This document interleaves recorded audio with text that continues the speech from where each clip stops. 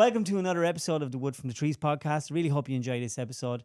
Don't forget, this podcast is sponsored by me. So if you want to support us and you like what we do, join us on patreon.com/the Wood from the Trees or buy some awesome merch in our shop. Anyway, let's get to the show. Love you loads. Well, that's all right. Do you want me to put these on? Jesus, sure. You're not going to leave me in headphone land on my own. Yeah, I know. It's lonely in here. Freaks me out. out. Oh, there you are. You're right beside me now. Oh, okay, lovely. Locked you couldn't in. hear me before? Not a thing. Deaf in one ear. But why would me put Nose them on? blind as well. Nose blind? Nose blind. Can't see out of this nostril. You ready for the reveal? Go on.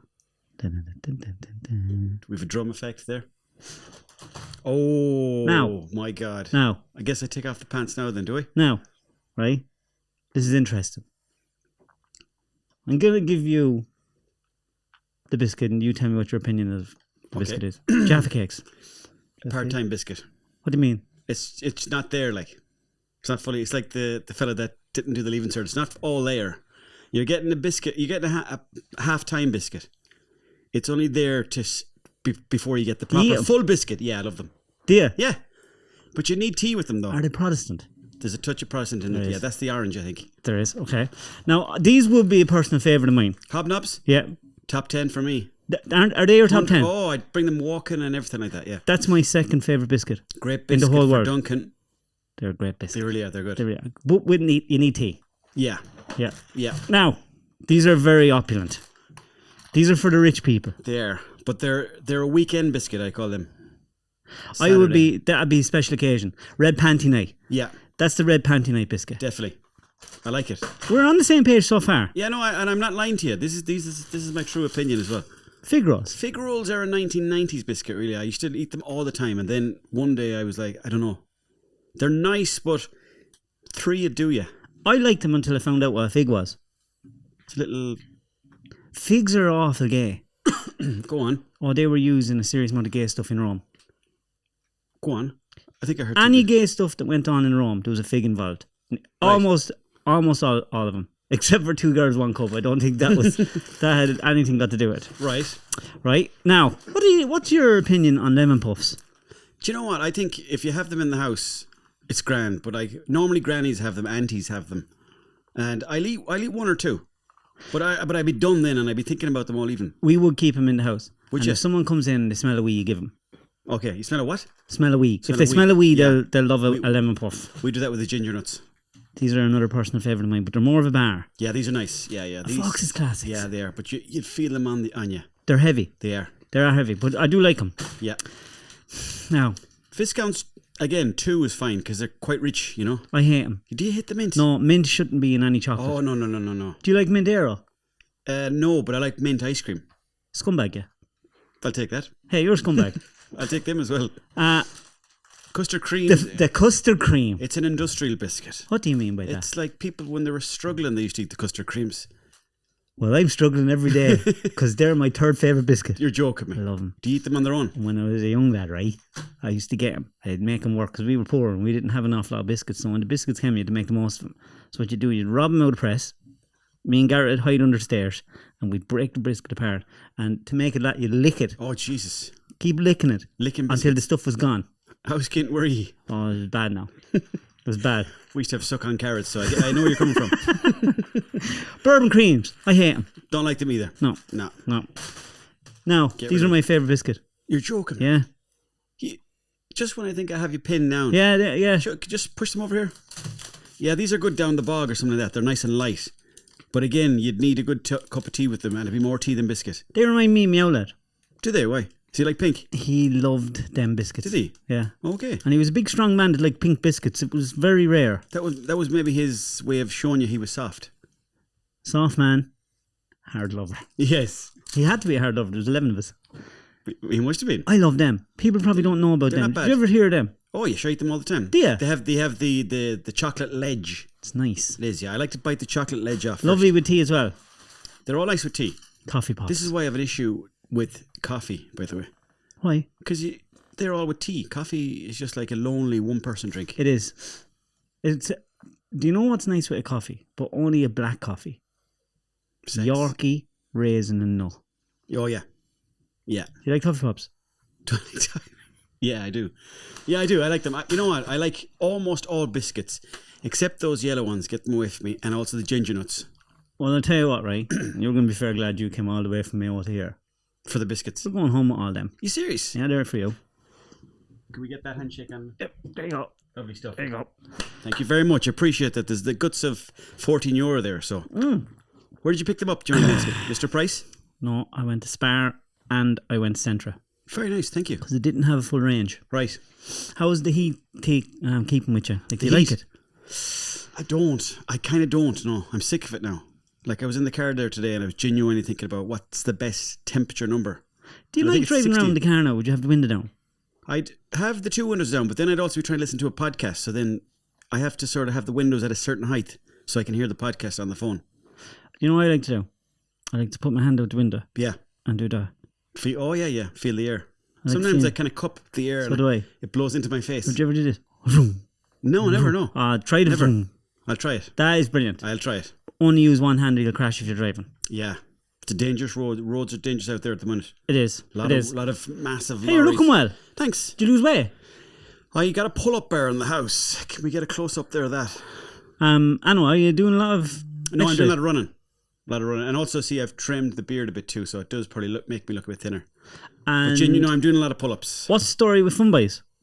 Funboys was a show that I got asked to be on from... We filmed in Belfast. And this is season 2 that's out now at the minute. It's on BBC. Yeah. And it has Steve Coogan in this season. I seen it. So I was delighted to be in a scene with them, thankfully. But the thing is, the scene is quite crude, you know. It's kind of me running into a toilet to take a shite. Hey, So I'm like, I can't put that anywhere on my show reel or anything. of course you can. Think so?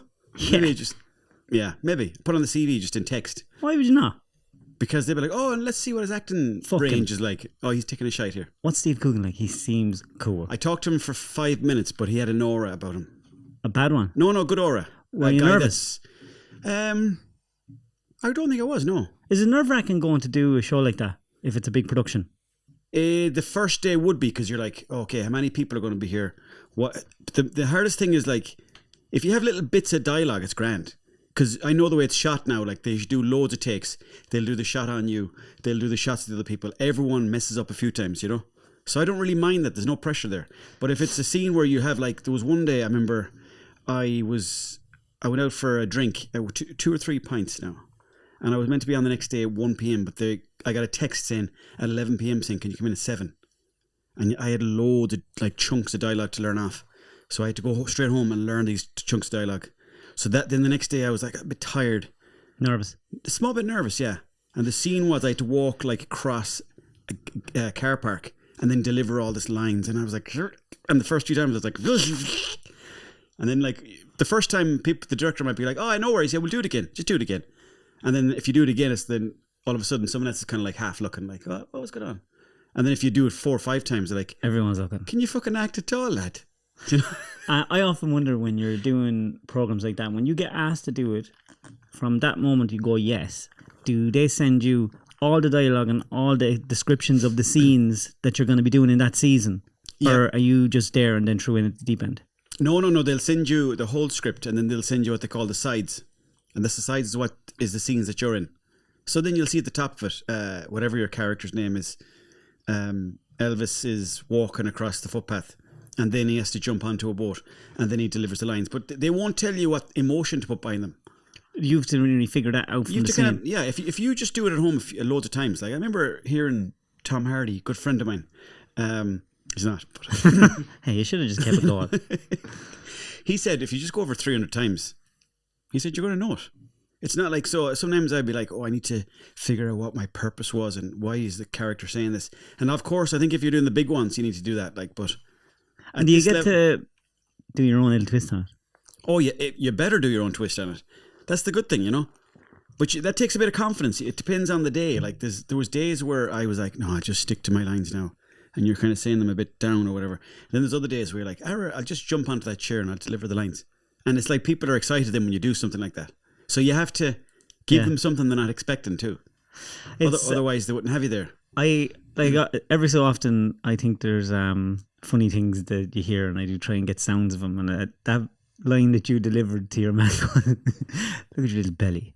little belly full of my waddy and rusks.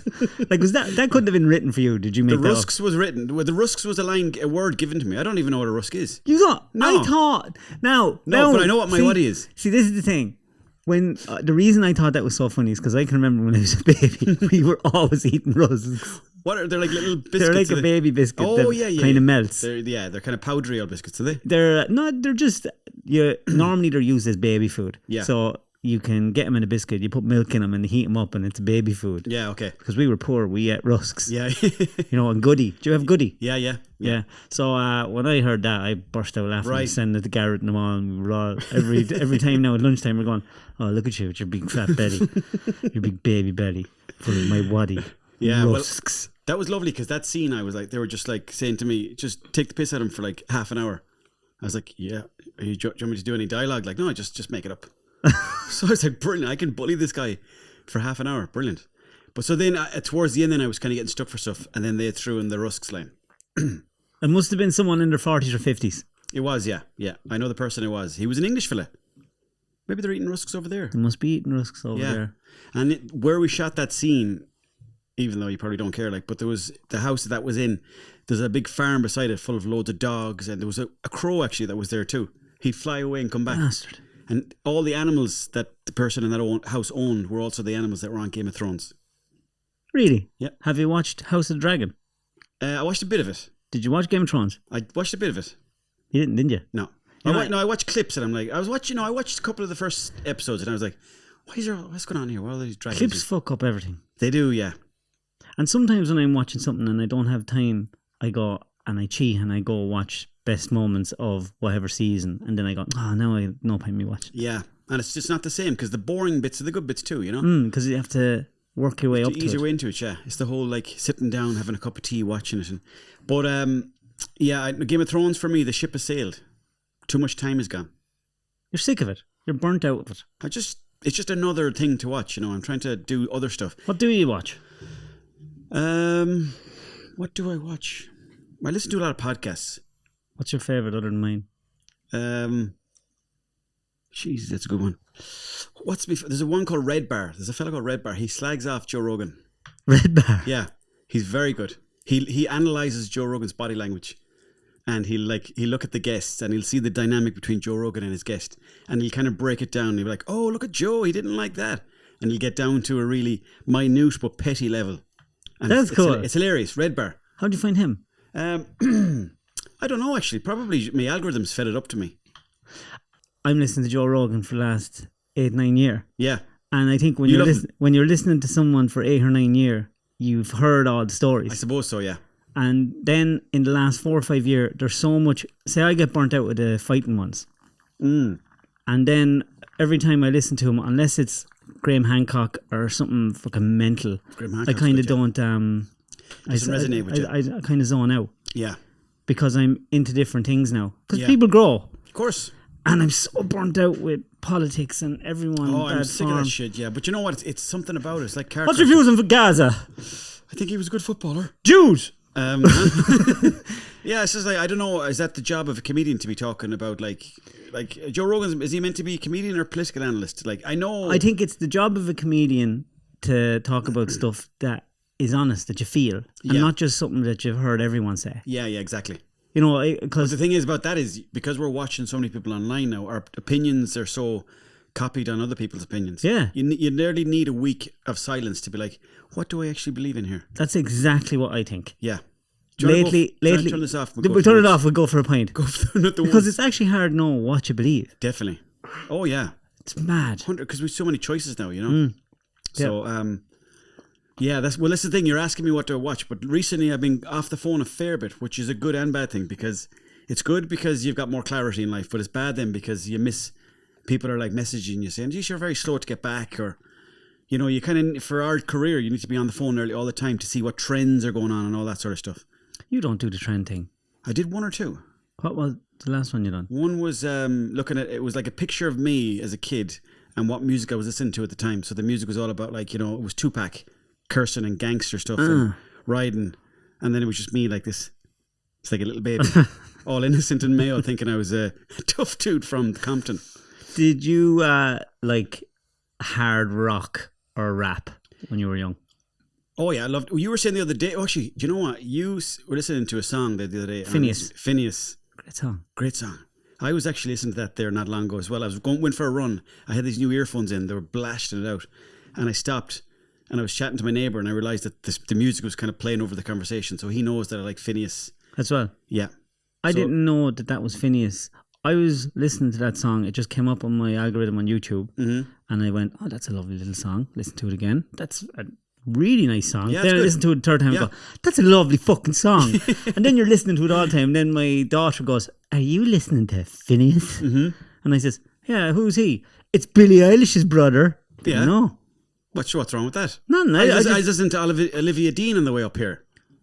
No way. Yeah. Do you like Olivia Rodriguez? No. I don't like her song about the driving license one. What about Vampires? I never heard it. Is that a new one? No, it's old. But you'd catch me listening to a bit of Ariana Grande in the house if you caught me on a Friday. Do you like Dua Lipa? Dua Lipa? Dua Lipa. Yes, I love Dua Lipa, yeah. I don't like her. Do you not? No. Why is that? I feel she insists upon herself. She insists upon herself, as in like she's very forthcoming. Just don't care for it. Right. I just don't care for it. And she's too tall. You don't think so? But she's Serbian, is she? Armenian? Is she? They're lanky enough out that way. We're getting a nod over there in the corner. Yeah, Armenian. Yeah, there's confirmation. You should get a soul patch. Yeah. Oh, well, I like that look there now. Is that nice? The tash is nice. Thank you. And then the little bit at the bottom there is nice too. Yeah. He's nice to see his mouth. He's trying something. I never shaved. It's a bit... Are we past that age, are we? I don't know. Sometimes I don't care. Sometimes I just get to a stage where my wife just goes, "Go get your hair cut." Yeah. I was going for something here too, but like, you know what I had the other day? I had this going down here good and thick. And then I had cowboy boots. I bought cowboy boots. 75 quid. Where? Fella in Leitrim. He was wearing them and I said, "Can I have them?" Bought them on the side of the road. Bought them in a pub. I've never seen you without a beard. Have you not? No. I shaved it before, and a woman I was dating at the time was like, "That doesn't suit you. You've no chin." And I was like, "I've got two options. I can either grow the beard back, or I can buy that chewing ball that they have, online." It doesn't work. That's why I got the beard. I bought that chewing thing. You did? You did actually buy it? I bought it. Just get a bit of chewing gum. Would not do the same thing? But it made me gag. Did it? And was there like a piece added to it? Like a... No, it just... I don't have like, it down your throat, I don't like? like stuff in my mouth. When is this? Since when? You might not believe that, when? but that is true. Now, I like food, obviously. Down your mouth. But I don't like stuff in my mouth. I have a fierce gag reflex.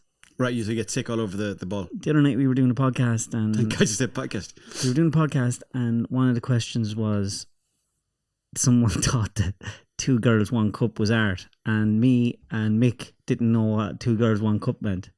Oh. And that's your 9/11 then. It was a shock. Yeah. It was a shock. It's a life changer. I know where I was for 9/11. I know where I was for 2 girls, 1 cup. I was in Galway both times, but that doesn't matter. Did you see the one about the jar? Upper arse. No, what was the... One man, one jar. One man, one jar. I think I don't have that channel. He starts sitting on the jar. Oh, jeez, and the jar breaks. And putting it into himself, and then it breaks, and it's... Yeah. It's a mess. It was a pickle jar as well, wasn't it? You're getting... No, that's... I can't do it. That's... What? Well, why would you want to do it I wouldn't want to do that. No, that's... But I did have piles once. What were they like? Oh, they're terrible. I never got over it. It was a moment of intimacy me and my wife had just separated man from the boys. Go on, tell me more. What's going on here? She gave you piles? No, I just had a sore arse and I didn't know what was wrong with me. Okay. And I said to my wife, "There's something wrong with me. I have a sore arse." She goes, "What do you mean you have sore arse?" "I don't know, it hurts every time I shy. Like even afterwards, it burns for ages." Yeah. And she was there, "Oh, you probably have hemorrhoids." And I was there, "What's that?" She said, "Piles." And she said, "Sure, show me." Whipped out the arse. And what position did you get into to show her? It was like... This is interesting now. I'll commentate through this. Like this. Okay, and you properly spread it. I spread them. Why didn't you go over a pit like a car does? Because we didn't have a pit. We only had a small little house. Biggest mistake you'll ever do when you get hemorrhoids. You should have had a pit. You should have had a pit. And squat down both sides of it. Pretty much, yeah. Have a look up like this. Yeah, so, that was interesting. Is it gone? How'd you get rid of it? You shove yolks up your arse. Okay. Yeah. So, and how's that going for you? Did I not tell you that story? No, it's never. one of my favourite stories to tell. I know, I love it. It's a good family story. Did you ever use a suppository? You mean like a douche, anal douche? What's an anal douche? Is that where you put like hot water up your arse? No, it's No, 'cause drugs. I don't use that It's either. like a drug that you shove up your hole, All right. but they're shaped like a little missile. So they're like pointy, Wow. oval, Oh, they're and then narrow at the bottom. So narrow in. Yeah. So you go to the chemist, they give you this thing and you have to shove it up your arse. Now, I never used this suppository before. Mm-hmm. So I was like, so I just shove it up my arse. She goes, you shove it up your arse. So I go in, I take off my trousers, take off my boxers, put one leg up on the toilet like this. Yeah. And I start pushing it in. Yeah. Nothing happens. It doesn't, if I let my finger out, it's going to Pop right back out again. back. And she says, no, you just keep pushing. And then your arse just goes, Oh, okay. sucks it up. No way. Yeah. Is it a bit like a spaceship when it gets past the ozone layer? It kind of gets Just pulled gone. into a different gravity. Gone. Okay. And how did it feel up there? Wasn't gone on it now. I wasn't gone on No, it. you knew about it, did you? Oh, I knew it. You know what's there. You know something's there. Yeah, yeah, Then yeah. it just obviously dissolves. Mm. The human body's just amazing. How did someone find that out, I wonder? That's why I could never be gay. Why? That's why I'd never, even if I was gay. You might work your way up to it, though. No, if I was gay, I could never be the giver. You'd be the receiver. I'd have to. Because Why would you be the receiver? the idea of my dick disappearing in someone. You'd rather get it up your arse. I'd rather not lose my dick. What if your arse just dissolves it? Yeah, like snaps it off. Jesus, that. Because you can always wear a condom. Yeah, I mean, I don't think you have to do either option if you don't want to, like, you know. How many gay friends do you have? Jesus, that's a good question. I have none. So you're... No, I'm just thinking off the top of my head. Like, I'm So living, what you're saying right here well, I might have. is you hate gays. Yeah, It's terrible. clip that. That's No, I guess, let me see. I know gay people, but if you're talking about friends, people who I text all the time, probably I don't have any, no. Anyone, just message him. want He some- wants, No, get some him. gay friend. I'll hang out with anyone. I've got friends from Leitrim. Oh, no way. Yeah, that's where I got the boots. Who's your best friend You are. other than me? No, that's a good question. Who is my best friend? Ooh, that's a great one. I suppose I have. It depends on what's going on in my life at the time, but right now, probably, I would say a friend in Galway called John. Are you hanging with him long? Oh yeah, since school, since maybe I was 13. And does Well, he you, ever? you don't look like you don't believe me there. No, I do. Does he ever do any podcasts or anything? No, he doesn't. That's the beautiful thing about it. He doesn't bother with it. He hates it. He's not into it at all. No, he hates it. He thinks it's crap. What does he do for a living? He is involved in cargo. The cargo that comes in and out of the country, he helps organise it and sends it out at the right time, brings it back in at the right time. So he knows all that sort of stuff. Cool. But yeah, I'd say it kind of goes through phases. Then I also the Boo, you know the Boo from Hardy Books? Yeah. Very, very good friends with him too. But he's in Dublin, I'm in Mayo, so I don't see him so much. Salmon probably be the guy I know the longest. I know him since I was 3. Why did he get that name? Because that's his parents' name. Michael Salmon. Yeah. That's So it's that's just his his surname. second Yeah, surname. yeah. I fucking That's never the name knew he was that. born with. I thought. I know, but even he's the same because people come up to him and they say, geez, that's a great nickname. Where'd you come up with that? My parents gave it to me. Like, did you a nickname at school that you did not like? I had one, I suppose, Rooster. Why? My brother worked in a chicken factory. And they were calling me Rooster when I joined the school. They were like, oh, there's Rooster Jr. And I was like, fuck, I don't like that now. But it stuck around for a couple of weeks. And then I was like, I don't work there. And they're like, oh yeah, fair enough. And then went. You go on holidays? I'm going on holidays. I am meant to be going to this clown school, would you believe, in France next month. I do not believe that for 1 minute. Why? That's just the most random thing. I know, but can you this fella type it out there on the computer? Of course you can. Is this real? Yeah, clown school. Now it's not a clown school where you're juggling balls. It's more like a clown school where this. You were definitely homophobic. Why? Like I a love clown's balls. favourite Aye. thing is to juggle. I'll suck your cock right now. And I've had someone on the podcast say that to me before, you know. And Oh, they yeah? meant it. Died there. It's what does that say? I can't see that. Oh, sorry. I call Felipe Yes. Geller. That's the one. He teaches Borat. You know Borat. Sacha Baron Cohen said that was the best teacher he's ever had in his life. Hella Bonham Carter was also saying that was the funniest class she's ever been to. And like what he does is he breaks you down and he builds you up again. So like he'll find what's kind of holding you back from comedy, and then he'll get to you to a point where he's like, no, this is the funny part about you. I've seen some videos, and he goes, this is it, and then you got to lean into that little bit, whatever he's showing you, you know. whatever makes you into the clown, because we're all clowns in some way, you know. And the only thing is, he actually died in February. So how are you going to go to him if he's dead? His students Teach still. Yeah. Keep it going. So I got an email there, but the week after I booked it, saying, "Oh, by the way, sorry, he's after dying. He's 87. He's died. The students are going to do the class, but they're great." Then I was telling people this, and they're like, "Oh, that's the first test of clown school." Do you write All the time. like skits and stuff? No, I write like morning pages. They call them journaling. Kyle, you put down his face is too far up. Do you want me to go up like that? No, it's grand. No, but do you I journal do, and stuff? Genuinely, writing is my favourite thing, but see, writing is too insular, we'll say. What do you mean? As in, like, it's too much on your own. I prefer to be kind of out with people, but like, I do love writing the most. So are you writing anything now? Like show-wise, or do you just... Yeah, I'm trying to write a play now at the minute. It's kind of like a midlife crisis play. And so it's going to be half stand-up comedy, half theatre like stuff, you know? So it's going to have like real life stuff. Then there's going to be some theatrical bits.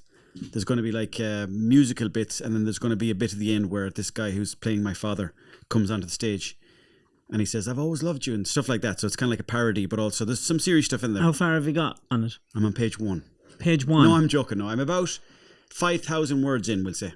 And an hour is roughly, not exactly, but roughly 8,000 to 9,000 words, you could say. Have you ever written stuff with people? Oh, yeah. Well, the Hardy Books, we did some writing together. I did some stuff there before COVID. It was an RT show, Around the Fire. Wrote that script with another guy. I do find it hard to write with another person. You have to really be on the same wavelength as them, you know? Is it not easier, like, is this good? Because sometimes you can think, maybe that's good, and then someone go, "Oh, I don't think you should do that." You need a friend who's not going to be blamosing you, and also you cannot blamos the other person. And you can't have any egos, you know? Because if it's a case of, like, if you write something and you're like, "What do you think of that?" And the other person's like, "I don't like it." You don't want to be like, "Right." And then waiting for them to tell you a joke, and then you're like just trying to get them back, you know? That happened a small bit in Hardy Books. We were kind of like, "Well, fuck you. If you're not going to take this joke, then I'm not going to like your one," you know? Oh, yeah. So that's that must have been difficult with the youth. You know, you have a lot of ego when you're younger. Oh, you do, yeah. But sure, that gets knocked out of you, doesn't it? Oh, it gets knocked out of you pretty fucking Would fast. you say, I don't think you have an ego, do you? Everyone has an ego. Yeah, but do you still, like, is it still as strong as it used to be? Let's say? I have to keep it in check all the time. Yeah. Especially when it comes to work. Because I always think I'm the best. And are you? Sometimes I think I am, and then other times I fuck up, and then I go, "Oh, God, who calls the shot?" How many brothers are you working with? 2. Okay. Everyone calls the shots except for me. I just do what I'm told. You're the youngest? No. Are you not? No, Greg's older than me, and Garrett's younger than me. All right. So Greg is the main. Well, he's the one that could beat us all up if he wanted. Oh, yeah. So I suppose then he is the boss. Fair enough. Yeah. It's like in India, the rules of the road there are size gives away. It's not right of way. Okay. So the bigger you are, the more you can fucking get away with. I begin to think that that's the metaphor for life itself, you know? Look at America. Yeah. They're kind of like the biggest bullies out there. I wonder what's... I think that they're not. I think that they're worried about is China is. You think so? China's the big boy now. Hard to know, because culturally America's bigger though, no? No. We only think that because that's what we see. Maybe. When was the last time you looked into China? About 2 weeks ago online. China is one mental country. Oh, I'd love to go. I would love to go. The streamers are making it look well. In Japan. Yeah, what's that new merch you have, by the way? Did you know? Did you know that China and Japan are 2 different countries? I genuinely thought they were the same place. Loads of people do. Yeah. But they're not. I thought they were up there by Greenland. No. But I am going to Japan in October. Tokyo. I always get mixed up in October and November still, and in 46. I get the same with June and July, you know, it's just like... Yeah, but you can I always have to go... You go through the whole thing? Yeah. Tell me about Japan anyways. Who are you going over with? I'm going over with my friend to buy a Jeep. And you're going to sending it back here? Pump it up. Why is that? They're good. They're big in their Jeeps. They're real clean. Chassis aren't rusted on them. And it'll be awesome fun. I'm hoping it's awesome fun anyway. And the wife doesn't mind you going, no? She doesn't know. Okay, She doesn't know yet. Where do we look? But it's work. Yeah. Of course it is. You're not going to be going out. No. You're not going to be having fun. No. You can't eat. Can't eat? No, I fucking... Sushi? I love that. I hate sushi. Do you? I just don't like raw fish. I don't like cold food. Mm. Is sushi hot? No, it's cold. It's cold. It's all raw stuff. Yeah, you got to put it in the freezer, take it out. You got to keep doing that a few times to kill the bacteria that's in it.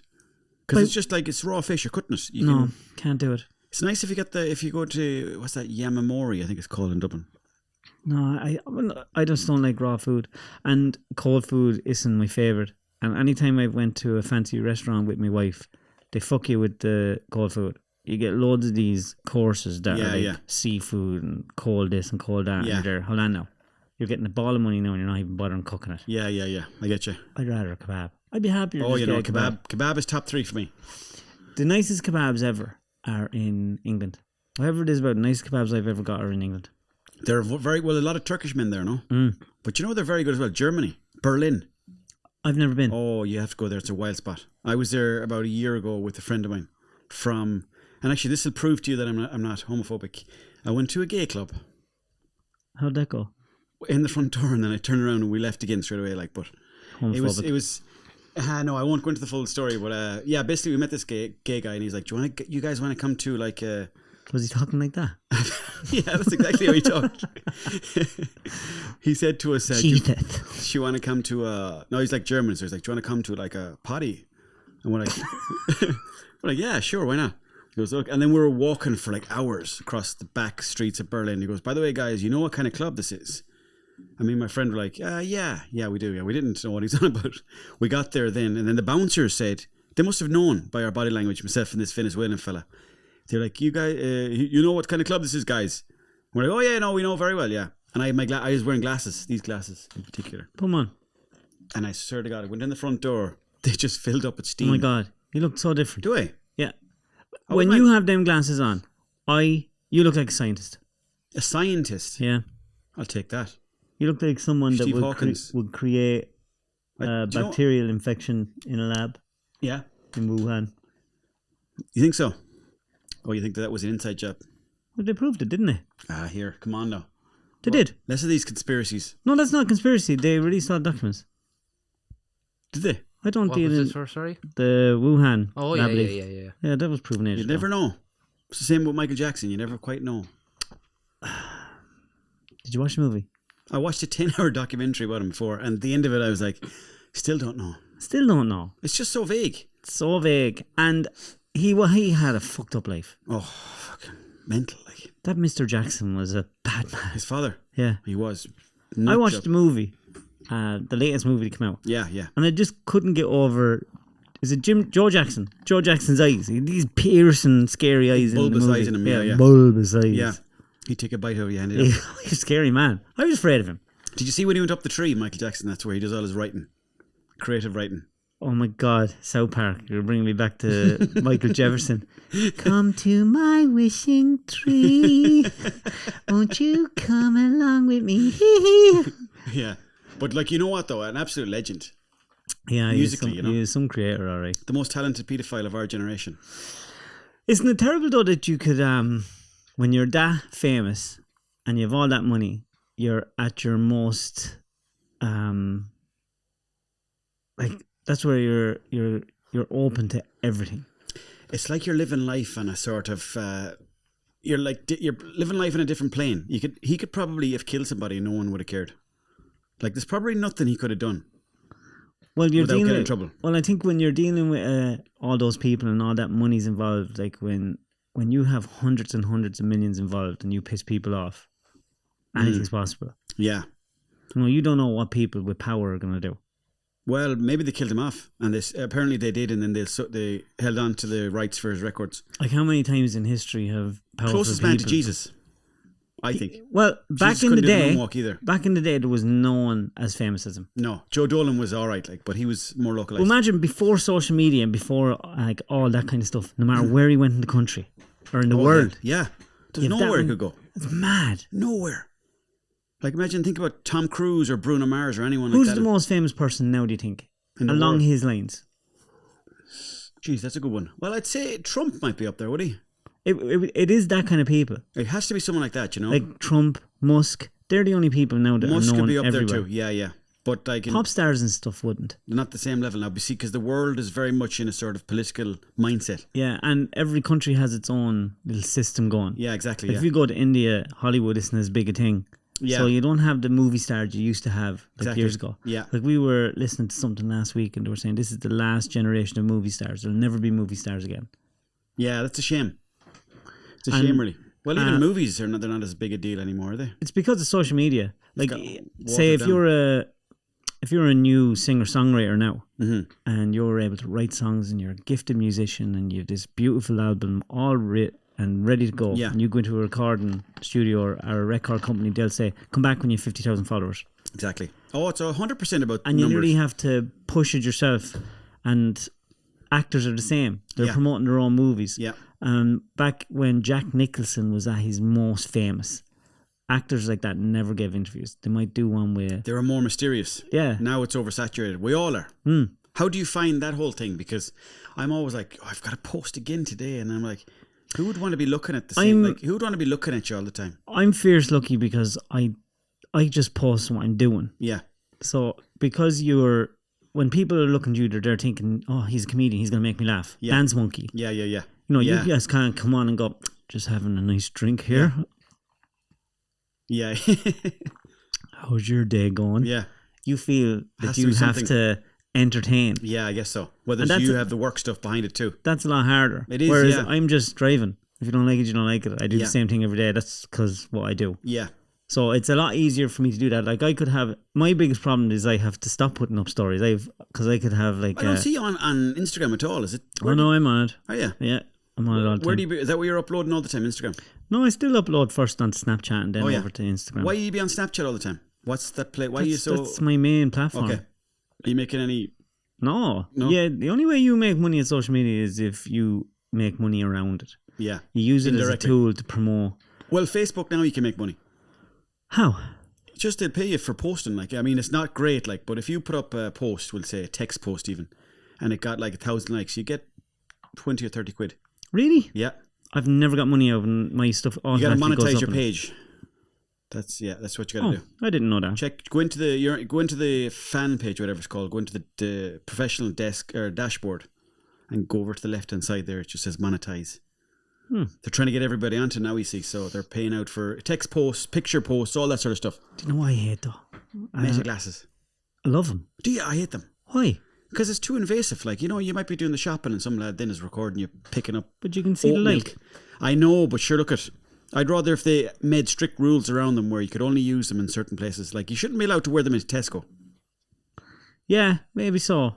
But if it's a public place, I know, but does that mean now that every time you leave that's the house? how older people would have felt when we had the phones. That's true. Yeah. It's just a different generation. So do you reckon it's going to get to a point where as soon as you leave the house, you could be recorded? I think everyone in the future is just going to be online with Yeah. technology like that. Like the only thing that they have to do is get rid of the bandwidth that's slowing us down between Yeah. the phone and Yeah. and that's it. We're off. Fully immersed online. Yeah. I'm kind of going the other way. I'm kind of trying to go back to offline stuff. I think Growing veg and the likes. that's as we get older. Yeah. You need a little bit of real, You do, 100%, yeah. especially when you've had a career in what you're doing on the phone. Yeah. It can be so soul destroying, Definitely. and it takes a while to separate from it. How do you mean? So for me, I had to just have a separation between this and my actual life. So when I go home, my wife will go, that goes Take the down. phone off you. I had to. Yeah. How many hours a day Stressing me out. we put into it? Oh God, it was all day at one stage. You see, I was running the shop from it. I was emails, running the Yeah. business. Yeah, it's all there, You're like- watching stuff, and then what happens is you get to a stage where the phone, you nearly have the fear of God when you see it. You do, yeah, definitely. Because you don't get to enjoy it. Yeah. Because you're watching, you're putting up your own posts, you're doing this. Oh, well, I don't Yeah. mind if I do. You're putting up your own posts. You don't get to see everyone else's posts because you're so busy editing your own, Of course, yeah. reading emails, depressing emails, and fucking people getting back to you and stuff. And then going on. slowly the cards start falling in. You're like, oh, I meant to be emailing back that lad. Or checking an email at night before you go to bed. Yeah. You know you shouldn't. Yeah. But you go and you sneak over and you look and that's your night ruined. Well, if I was a millionaire, I would throw the phone into the bin. First thing I would do. Is it? I think it's a waste of time. I think life is so much more enjoyable without the phone, but obviously it's a great way to make a living as well now, you know? You're making it from your merch and I'm doing it from gigs or whatever like that, videos. So it's great like that, but I would have that in the bin in a minute. What I love about technology is also it's so easy to learn. Like you were talking about podcasts. Yeah. Without phones and without that kind of They technology, are great like that, yeah. you could never learn the stuff we're learning. Yeah. Like lads like us, we're never going to just have the time to sit down and read books and take in information like that. Whereas with the phone, you can just, oh, that's interesting. I heard something about this guy that wrote this book, and you just go boom, boom, boom. Yeah. You have it. Yeah. You can learn to do so much on YouTube. Oh, 100%, yeah. I think the problem is it's the stress and it's the hate, and if you let it get It's to the you. never in, and someone said to me the other day, like the door is never really closed on it either, you know? But we have to learn to close it. Yeah. You see, it's our own fault. Yeah. You know, you let it get to you. It's like my life got 100% better when I stopped reading comments. Oh, yeah, no. What do they call it? Post and ghost. Post and ghost. Post and ghost, stick it up there. Obviously, you need to... You see, do you know what I do? I upload a video and I just leave the phone on so that the algorithms are like, oh, he must be online there. So, like, because I think they reward you if you're on the app. Yeah. I just leave the phone running for a little bit. And I go out there and I go to the garden. I hate TikTok. I don't. Yeah, do you know what? I'm in it now all the time. No, I don't fuck with TikTok. No? It's a hateful place with hateful people. Mate. What about BVAL? People are so nasty. They're nasty. Well, there'll always be one app where the people don't like you. It's not the one app. It's just the way people interact with each other on TikTok. Really? Oh, I think Twitter is the worst, though, no? I don't fuck with Twitter either. I don't go on there either, no. Ever since it got banned years ago. It's this user 515, and you know, I think people should have the right to do whatever they want, but I have the right to not watch. So I'd rather 100%. not listen to it. Yeah. And even with my emails now, I get someone to do that. I have people that look into that, and I can actually concentrate on my life because it's just too complicated, and 100%. it stresses me out. Oh, I don't bother at all. And you know what? You're right, though. It's complete relief. Because you feel like, oh, I better be getting back to this thing or whatever. Like, you don't need to do any of that. No, and I can't be bringing that back to my kids and my wife. No. I have to be living my life. 100%, yeah. And you know what you do? You end up being more yourself. If you don't look at too much and you don't take in what other people are saying, good or bad, you're more creative and you can kind of do your own thing. Yeah, definitely. Yeah. I mean, like, humans were designed to be, like, living in life. Right? And change. Yeah, how do you mean? It's like we've chatted about before, like social media, what it will do is if you're an individual and you do videos, next thing a video goes viral. And that video goes viral for you doing a certain thing or acting a certain way. Yeah. And you do that. And you do it again, and you rinse and repeat. Yeah. And then if you change or do something different, it doesn't work for you. Yeah. You're the guy that does this. Yeah. So you have to do that. Yeah. So then what happens is, let's say, or whatever. every human changes as life goes on. Of course, yeah. But you're not supposed to change for your social media because that's your business. That's how you make money now. And then after 3 or 4 years, you're pretending to be someone you're not. Exactly. And that's a horrific way to live your life. 100% it is. And I've definitely gone through that myself where I'm like, what do I do here? Do I stick to the kind of buzz character stuff, and I'm always like trying to move away from it, but also I kind of it's the comfort blanket too, you know. So like it's obviously that's the one that might get me. I don't know if it still would get me the most numbers, but it's definitely over the years the one that's done the best for me. I think we all overthink that. What? Doing it? Oh yeah, I think it's good to. You need to just do whatever the hell you want to do every day. Forget what anything is telling you. The numbers, the Pink Biscuits? Unbelievable. Are they? They're nice. They've upped their game a bit. Yeah. Yeah. There's a bit more substance to them ones. I didn't know pink tasted like that. You know?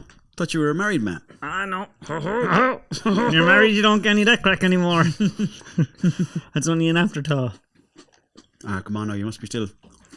I have 4 kids. Have you 4? What did you? 46 in July. You come well. Stop and look. How do you feel like turning 50? Flirting with me now. No, you're looking healthy, like. I'm going walking the Camino in 2 weeks.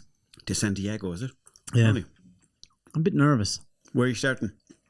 I'll be honest, I don't know. My wife books everything. I'm just she's going with you? Yeah. That's going to be class. She says it's going to be a very mindful religious experience. That's what it's meant to be, yeah. Class. 300, I don't know how long it is now. Do you know what I'm doing? I'm not thinking about it. I'm just going to go and I'm just going to deal with it. You want to get a good pair of shoes, though? I went and I bought a pair of shoes. Asics. No, what were they? Brooks. Are they good? Kelly Brooks, yeah. I went into the shop to buy a pair of shoes because she said you have to go and buy shoes and break them in and be using them. So I went in. I said, I'm going walking. It's a long walk. What are the best shoes I could get? The guy in the shop goes, oh, you could buy these. And they were, how much are they? And he said, €240. Hey, put them back up. Give me something that's fucking. Give me a pair of clogs. Fuck's sake. So I got a pair of Brooks. They were €110. I thought that was fucking. What ones was he showing big you money originally? What ones? I don't know. They just cushion. Oh, They They were for walking trails, and I was there. No, I'm not spending 200. That's something crazy euro. money. That's too much money. Yeah, it is. Yeah, yeah. And are you going to be camping along the way? I think we're staying in like, I think Little it's huts. hostels. Oh, hostels along the way. Yeah, yeah. And along some parts of it, like you have these buttons in the wall that the water comes out of To drink. to drink, but also there's ones with wine in them as well. No, there's not. Swear to God. Check that. Check that. Check it. That's a fact. Is that I true? swear to God, I know someone that did it. Because if that's true, my wife would be carried. She loves the wine, does she? She likes wine. Does she? Is it red wine? Red wine. She loves red wine. Yeah, it just comes flowing out of the tap. I like a bit of red wine myself. I love it, but you got to be careful with the wine. Because before you know it, you're like drinking it Monday, Tuesday, Wednesday, and you're like, I love wine. And then you're like, oh, that's where the word wino comes from. Because you get pulled into that world of like thinking it's a biblical drink. But it is a big biblical drink. It is, but at the same time, it's still booze. But I only found out then, as I got older, that mead, beer, wine, everyone drank it, even kids back years ago, because water wasn't safe. Yeah. So everyone drank beer. Yeah. Yeah. To keep them hydrated. Because water couldn't What be was it in stored. the water? Was it E. coli or something? Was it? Or? Sure, you can imagine the shite that was in water. Riddled. Literally shite. Yeah. It's like being in India now. Have you seen them rivers? No. The Ganges is meant to be rough. Oh, man. Yeah, a friend of mine was there before. He's like, it was dirty enough. Did you get into it? He hopped into it, yeah. Like What? they It have was dirtier when he came out. in their culture, they burn bodies right beside it. They throw their rubbish in it. Crazy. Yeah, Like you could be swimming in the Ganges for this religious thing, and there would be a dead body right there. Wow. It's a different mindset. Isn't it? I have seen a lot of videos though of bloggers over there, vloggers, and it looks like a nice spot. Do you know what makes me not want to go to all them places? What do you mean all them places now? That's a dodgy term now. No, it's not. It's exactly all them I know you're places, massive racist, like India, Pakistan. Every time I watch videos, I hear about scammers, people trying to get you to buy this, wanting you to go to these shows, and it's like, it's too much. And when I went to Rome with the kids, Yeah. and Rome wouldn't be considered one of those places with that kind of an issue, but they're always trying to sell, it was aren't an they? awful issue. Yeah, that's it. And like you're trying to enjoy your holiday, you're trying to, what do they call that? Soliciting, is it? Soliciting, I suppose, yeah. Yeah. They have it in Gran Canaria too. There's always lads in the streets going, cocaine, hashish, hashish. Really? Yeah, all the time. But it is annoying. It is annoying, it is, yeah. But Or like, do you know when you go to a shop when you're on holidays and you just want to look and the they're fella's so there. pushy? yeah. And they're looking at you. And it's almost like you're going to steal something. And I'm like, I could spend a $5 in here if you let me at it. You buy. Yeah. It's like too much. Just leave me alone. If they follow me around the shop, what I'll do is I'll slow down an awful lot, let them really awkwardly be beside me, and then I just walk out, make a statement. Where would you like to go to India? I would, yeah. I'd like to go everywhere because, like, you don't really get a full understanding of society life. We'll say if you don't go everywhere. I don't think. Well, maybe not everywhere, but like I think you need to go to India, China, Nigeria, South Africa, Zambia. And you need to go to Brazil and Mexico. You need to mix it all up, you know. And obviously in Europe, you know, I'd love to go to 'cause Brazil. I'd love to Ryanair go to job. Mexico. I've been to Mexico. It's class, Is it? unbelievable. But this is another thing, Dave. Can I call you Dave? You can. Have you watching the World Cup? I'm not. Well, you should just watch the fans stuff that's going on. Like the fans are kind of showing you like that the media is. Well, we all know that anyway. Like, but the fans are having the best time of their lives. Mexicans and Congolese people and Scottish people and like English people all dancing around the place together, and everyone online's having the best time. Your favourite place? I think Italy's nice. Where'd you go in Italy? I went to Rome, like yourself. Rome was a bit overran though, wasn't it, with people? It's very busy. It's a bit riddled, yeah. I like Rome though; it is nice. Cyprus is a great spot. What's there? It's just like it's kind of down there, even further. It's like almost close to the Middle East. It is in the Middle East, I think. Actually, What about America? I've been to New York, but that's it. Would you? I'd love to do. I like it, but my cousin over there is nuts. So every time I go over, I'm like, this is going to be tough Why? because he's a nut job. Is he in New York? He's from Long Island. He works in a casino now, and he used to be a prison warden, and then before that he was a Marine. So like he's got crazy stories, and he's always up for the crack. Like always up for the crack. He brought me into his casino last time I was there, and I was just eating Popeye chickens, watching nut jobs fighting and throwing each other around the place. And There's a Popeyes in Portage now. is there? Mm-hmm. Apparently, there's a load of fast food chicken joints coming to Ireland from America. Yeah, I suppose there's so many black people now in Ireland. Leave a silence there for that. Why? No, that's not I like racist, is chicken. it? I'm white. I don't like really chicken. Hmm? I don't really like chicken. I don't know if though. Well, I mean, I could be wrong, but I think it's a balance, really. You know. No, I thought fried chicken was a black thing. Well, what about all the fucking southern fried chickens you get in the delis here? Yeah, but that's in deli in a sandwich. But everyone's eating them. No, fried chicken is definitely a black thing. I've been eating- Like afros and yolks. Like what? Like afros. If we were all start eating Kentucky Fried Chicken and Popeyes only, it's cultural appropriation.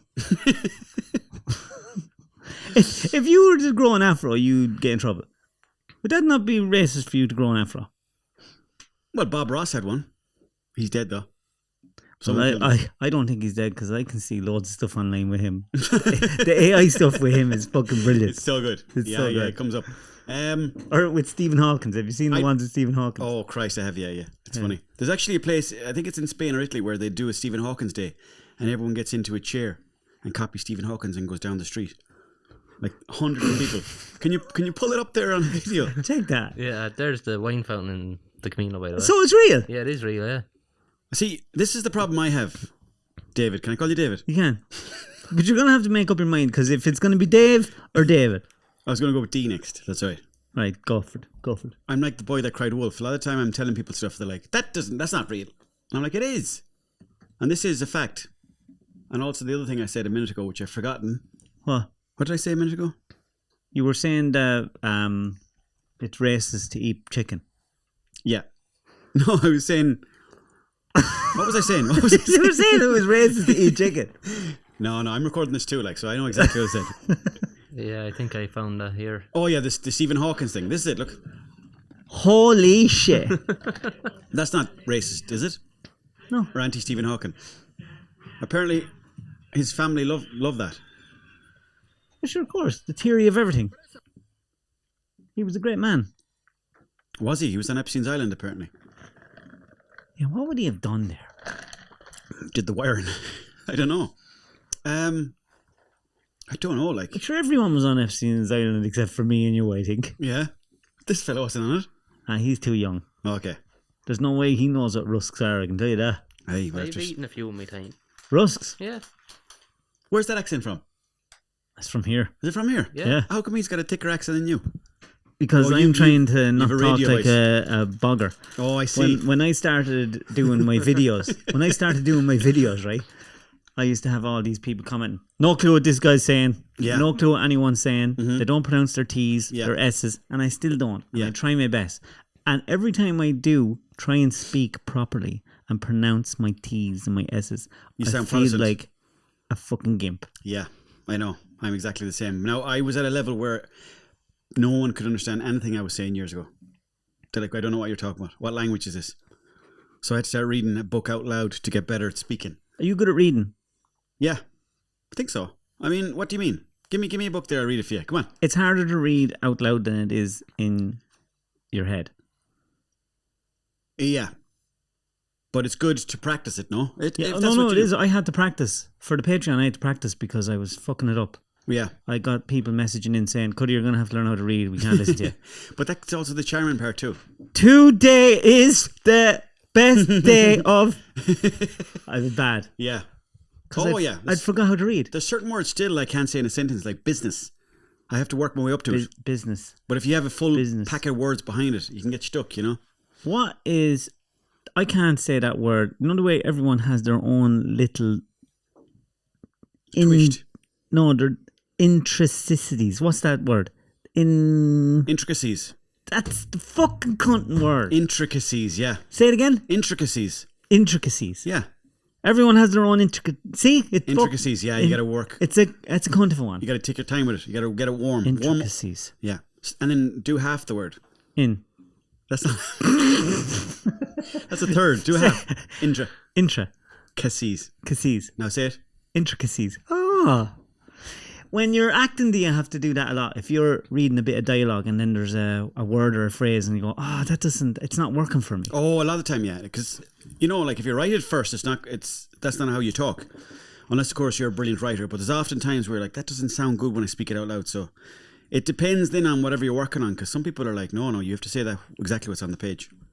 But thankfully, the work I've got, people are like, you can kind of make it up what you're saying, but you need to still be saying the point, whatever the point of that sentence is, you still need to be making the same point.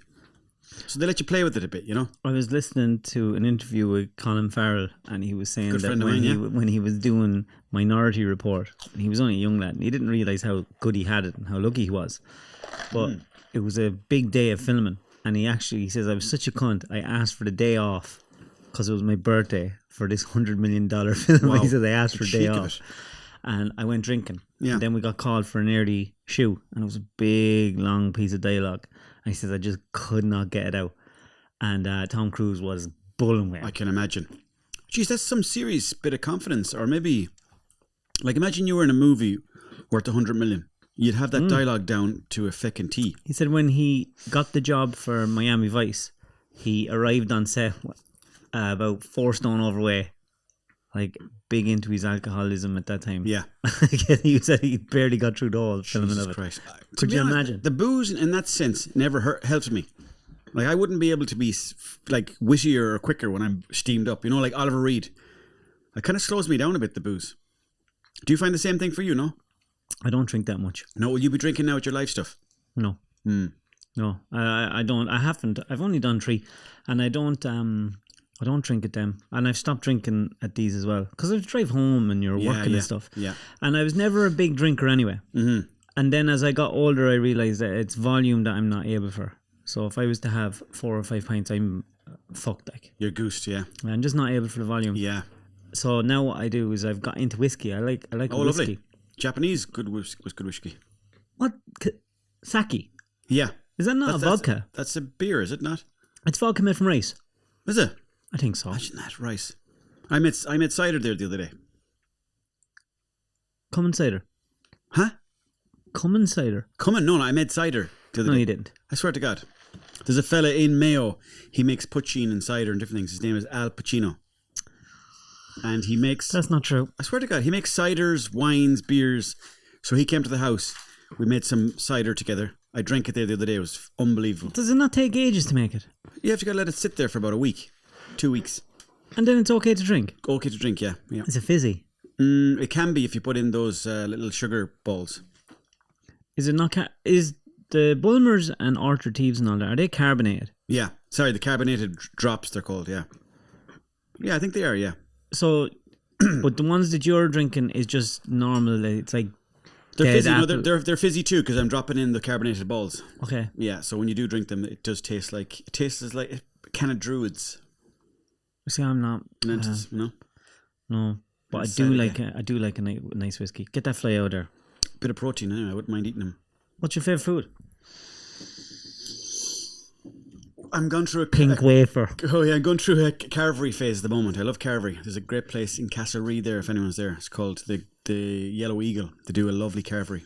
There's a heap of people now in Castlereagh listening to this bullying because they can't get out of prison to go I to know. that now. Oh, you're some Are you big in cunt. the prison world? You're some cunt, like. Or when they get out, they can win. Like, you know, First thing they'll do. straight there.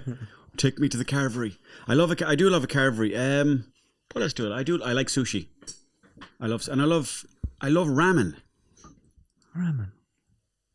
Noodles. Ramen that up your arse. Do you like that's a noodles? bad joke. Sorry. I love noodles. Yeah, but ramen is very nice. I think it's Japanese. No, it's Korean. But is ramen and noodles not the same thing? Ramen is like a big bowl where you have an egg in it, and you've got noodles, and you've all sorts of other stuff, beef, I like just pulled beef, and loads of other shite thrown there. It's lovely though. There's a whole thread on TikTok where these guys just get the noodles, drop in a heap of fucking shit, Yeah, fish mostly, crab. Mm-hmm. It's always the Asians, yeah. right? They're always at it. They love the fish. They'll eat anything. Yeah, There's nothing they won't try. mm-hmm. Then they pop an egg on it. Yeah. But we got that ramen that is what's it called? Buddha something. It's the most popular ramen. Buddha leaf, is it? I don't know what it is, but it has this sauce on it. And I made it. I opened the sachets. I put the 2 sachets in. Burnt the fucking mouth off me. Oh yeah, spicy job, is it? That is very spicy. I never had that before. Is it like what's that stuff you get with sushi? The green stuff. Wasabi. Wasabi. Is it like wasabi or something? No. No, it was really, really spicy stuff. I don't know what it was, but it burnt the mouth off me. And every time I watch them eating that, I go, how are they managing that? Yeah. I like a bagel as well, by the way. Bagel with bacon. Toasted? Toasted, cream, bacon, avocado. Go back. What cream? Spreadable cream, whatever you call that one. Like cream cheese? Yeah. Like Philadelphia? Yes, Philadelphia. Don't call it Philadelphia cream. What? When you say cream, I think cream bun. I think I made that mistake before with somebody else. They were flipping out. They thought I meant like the... Yeah, don't do that. So what do you call it? Spreadable cream. Spreadable cream, or like cream fraiche. Creme fraiche. What do you call it? Cream freeze. Cream fraiche. It's cream fraiche, no? Okay, look it up. Can we pull it up there on the screen? Well, on South Park they call it cream fraiche. I wouldn't be listening to them though. They're dodgy. They're my heroes. Are they? Yeah. Favorite comedy? Yeah, absolutely. Apart from the Hardy Bucks. Family Guy. You like Family Guy? I like it, but then sometimes you're watching, you're like, ah. But it is good. I love how random it is. Yeah, it's very, very random. Your man definitely has something like ADHD or Oh, something. the randomness of it is fucking... Have you ever seen the Book of Mormon? The Book of Mormons. Is that what it's called? The Book of... Yeah, have you seen it? Yeah. The play. No, I haven't seen that. The two lads from South Park wrote it. Oh, no, I haven't seen that. Brilliant. It's about Mormons that go, because I think the Mormons get 1 year in their life to kind of go to a different community and sort of bring the word of God to the people, you know? So, like... They go to Uganda. What It's are great. what are they called? What are the ones that knock on Jehovah's Jehovah's Witnesses? Witnesses, yeah. Have you ever had a conversation with a Jehovah's Witness? Oh, years and years ago they'd call to the house, yeah. But then we worked out a kind of method to kind of just not answer the door to them. But yeah, I've had conversations with them over the years, yeah. I would reckon that that's the least favourite thing they do. What? Calling to people's houses. You don't like that, no? I wouldn't think they like it, because I wouldn't think they get a good reception all the time. In not fact, anymore. I'm pretty sure nowadays they don't get any reception. But we were working in a county and we ended up getting food in a place every day. They were the most lovely people. Yeah. And then we only found out they were Jehovah's. Yeah. And because I knew him, I was able to go, what is the story? Why are you so strange when you go to people's house? It's part of, we have to do it. Our part of our culture is, and our religion is, we have to spread the word. That's our purpose. Yeah, of course, yeah. But I think they're fine the way they go about it. They're not too invasive. No, but nowadays, people calling to people's houses, people feel that that's invasive. It's frowned upon, yeah. Sure, yeah. Nowadays, if the door knocks, people go, oh, the fuck? Oh, they is would, there of someone course. here? Yeah, they would. Which is a bad thing, really, you know? Right. But it's kind of the way life has gone. But I actually feel sorry for so many people that live in the States, because neighbours there's so many cunts out there. What do you mean? A bad neighbour could fuck up your whole life. Oh, 100%, yeah. But then at the same time, when you think about Halloween or Christmas or different times of the year, an estate is nice because everyone's like, hey, let's go out and play or whatever. It's good for growing up, I'd say. Yeah, I grew up in the middle of nowhere all the time, so I never really had neighbours. We'd find it hard to get used to it. Oh, and in Dublin when I was living there, and I had neighbours all around me, I found it too much. I could never climatise to it. No. Were you in the city before? Did you live there? Dublin? I lived in Mount Rat, and I lived in... Montserrat? Mount Rat. This is Mount Rat. Oh, this is... Okay, I thought you meant... No, you can pronounce it more properly and go Montserrat. Montserrat, like push. Montserrat. Yes. I think it means white horse. Does it? Yeah. And I don't know, something about a town built on the bog is actually what I translate that, but this is the cream fraiche, I think. Is it cream fraiche? Creme fraiche. Creme fraiche, there you Creme go. fraiche, yeah. I'm right fraiche. again. Fucking South Park. Do you know who I think should take over the world? Who? Amish people. I think they're the best. Well, they do a great job of doing their own thing. 100%. I love everything about them. I love the fact that they're just not using technology, really. They're tipping into it a small bit, but they're very good with wood manufacturing and Build their own houses. they get to Build get their whole- don't they get a year away from it too if they want? I know, but there was an awful lot of fuckery goes on in it as well. What do you mean, like incest and stuff? You wouldn't like that, no? I don't think it's good. Oh, I think in London what's that statistic? Something about disabled children or Yeah, but that Somalia is a huge issue for them because they're so inbred. What does this podcast turn into? no, what is it? What's we read something one night. There was some crazy thing someone sent in, and we checked it. We didn't think it was real. And something to do with the amount of Down syndrome births in them communities has skyrocketed because of the incestuous relationships. Oh. Okay, I'll stick that information in my back pocket. Well, you don't have to stick it in your back pocket. Just when you're hanging with your sister, just remember it. All right, okay. Should I say at some point there was incest in every community, you know? No, of course there is. But it's not systematic. If it's systematic and it's pushed on a society, I think it's dangerous. Oh, yeah. But, like, I don't think it's being pushed anywhere, is it? Well, arranged marriages and Yeah, I suppose that's not well. Imagine arranged marriages be fair bad. Yeah, Imagine someone telling you who you had to stay with for the rest of your life. yeah, that'd be sickening, all right. Unless, of course, it was a perfectly set up person. Like what? Like they were like, "Oh, this is the person we want you to marry," and then she's like loads of land and stuff. You're like, "Yeah, perfect." Oh, I'd end up getting fucked over. Would you? Yeah. Yeah, I'd get a donkey and a bad chicken or something. That's what I get. I have a few questions here from Patreon members. Okay, No, I haven't looked at them. Kyle, this isn't working for me again. Not working for you again. Kyle. All right, get it's your working shit now. together, will you? Kyle, it's working now. Oh, never Kyle, mind. are you a tech genius? Yeah, he is. Where did you get your tech wings? Learn myself, really. Mm-hmm. That's what I normally do with He's actually fiddling around. he's an electrician. He's in his 5th year, is it? Fort. Oh, Fort. oh yeah, okay. Yeah. So where's the future for you? Is it here or is it wiring houses? Not sure yet. We'll see how you get on with this fella. With D, can I call you D? D. You can call me whatever you want. It's just This is from Jason Hennessy. Why is Mayo so heavily saturated with social media stars, influencers like yourself, Owen, Alan Clark, Tree Books, Garen, etc.? Jesus, that's a good one. I never thought of that. I thought Mayo was a bit behind, to be honest. What's But in the water up there? why is it so saturated? I suppose when you see somebody maybe like Garen Noon doing so well, you probably think, sure, if he's doing it, sure, then I can do it. So maybe that's where everyone feeling like that the door of opportunity is open. It's not. It's because And when you actually are proud of where you're from and you don't mind telling Yeah. everyone. there's a very funny lad actually on TikTok. His name is Dixie something. He's hilarious. I only came across him the other day. I don't know if you can pull him up there, but his name is Dixie something. And he goes, "How are you? Not too bad." That's how he starts his videos. Look it up there. And then the other day was the heat. He was getting awful hot. And he was like, "How are you? Not 3 bad." Just the way he says it is so funny. He's hilarious, that fella. But why does Mayo have so many? I suppose I find that Mayo people are awfully funny. There's so many characters there in Mayo. It still is very rural, you know. So like when you're seeing all that, and a lot of stuff on the internet is very like urbanized kind of content. I feel like maybe you become more aware of the funniness of rural life. People in the west of Ireland have a nice turn of phrase. They do, yeah. In fairness, yeah. But also, like, yeah, I suppose it's kind of a weird way of speaking sometimes. You know, like we're putting words at the beginning of a sentence when they should be at the end. I'm an awful man for that, like, but it's the same everywhere, no? Like, if you were to go to, maybe there's a bit of poverty involved in it too, no?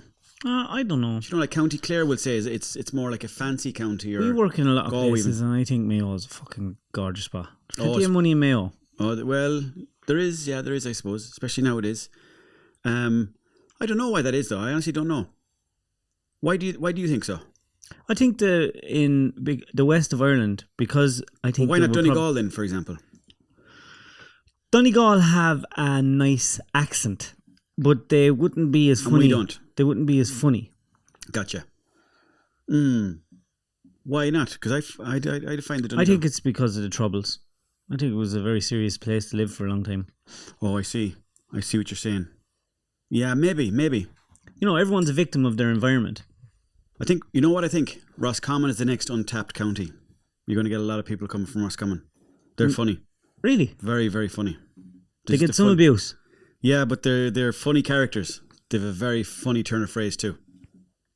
Can't think of anyone off the top of my head. Like. I see.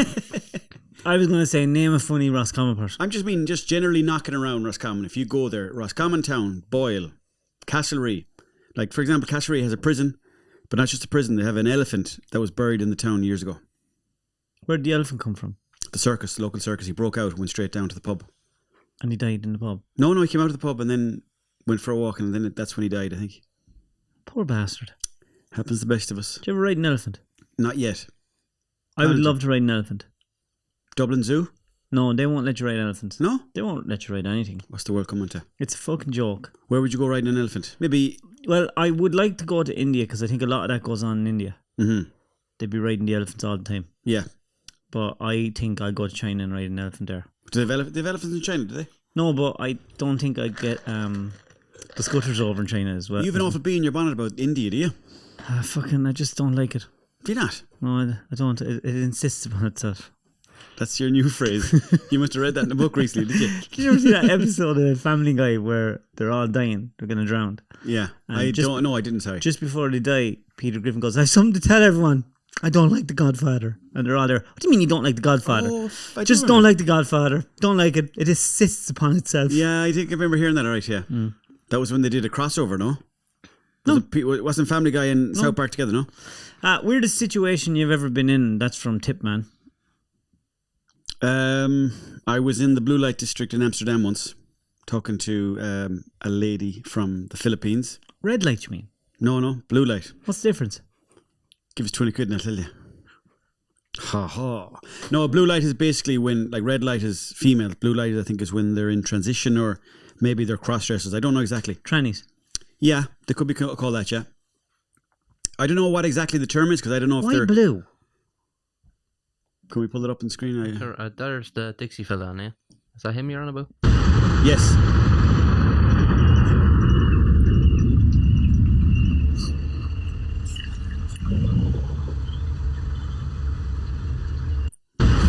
He just has a funny Mayo way about him.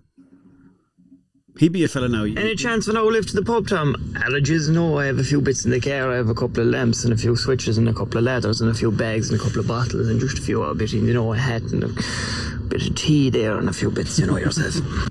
Any chance when I... Is he the guy that done the sound clip for... I'll ring you back later, Tom. I'm up on the woman here. Possibly. Sounds like him. Possibly. Doesn't it sound like him? Does it? I don't know. That is... Pull up another one there. I have to fucking check that. Right, the trouser's going to have to come off, lads. Mother of God.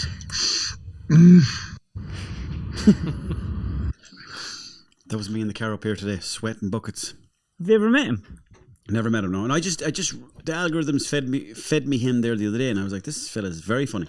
Well, I'm going to show you something because I think that this is his voice. What were we saying before that? What were we on about? Oh, the blue light district. Oh, blue light. Yeah, you wanted me to bring that up. Well, then I'll Please, show you something because this Check that one in incognito now. I think this is his voice. But yeah, it's a very... You've been to Amsterdam before? No, I've never been to Amsterdam. It's a wild spot.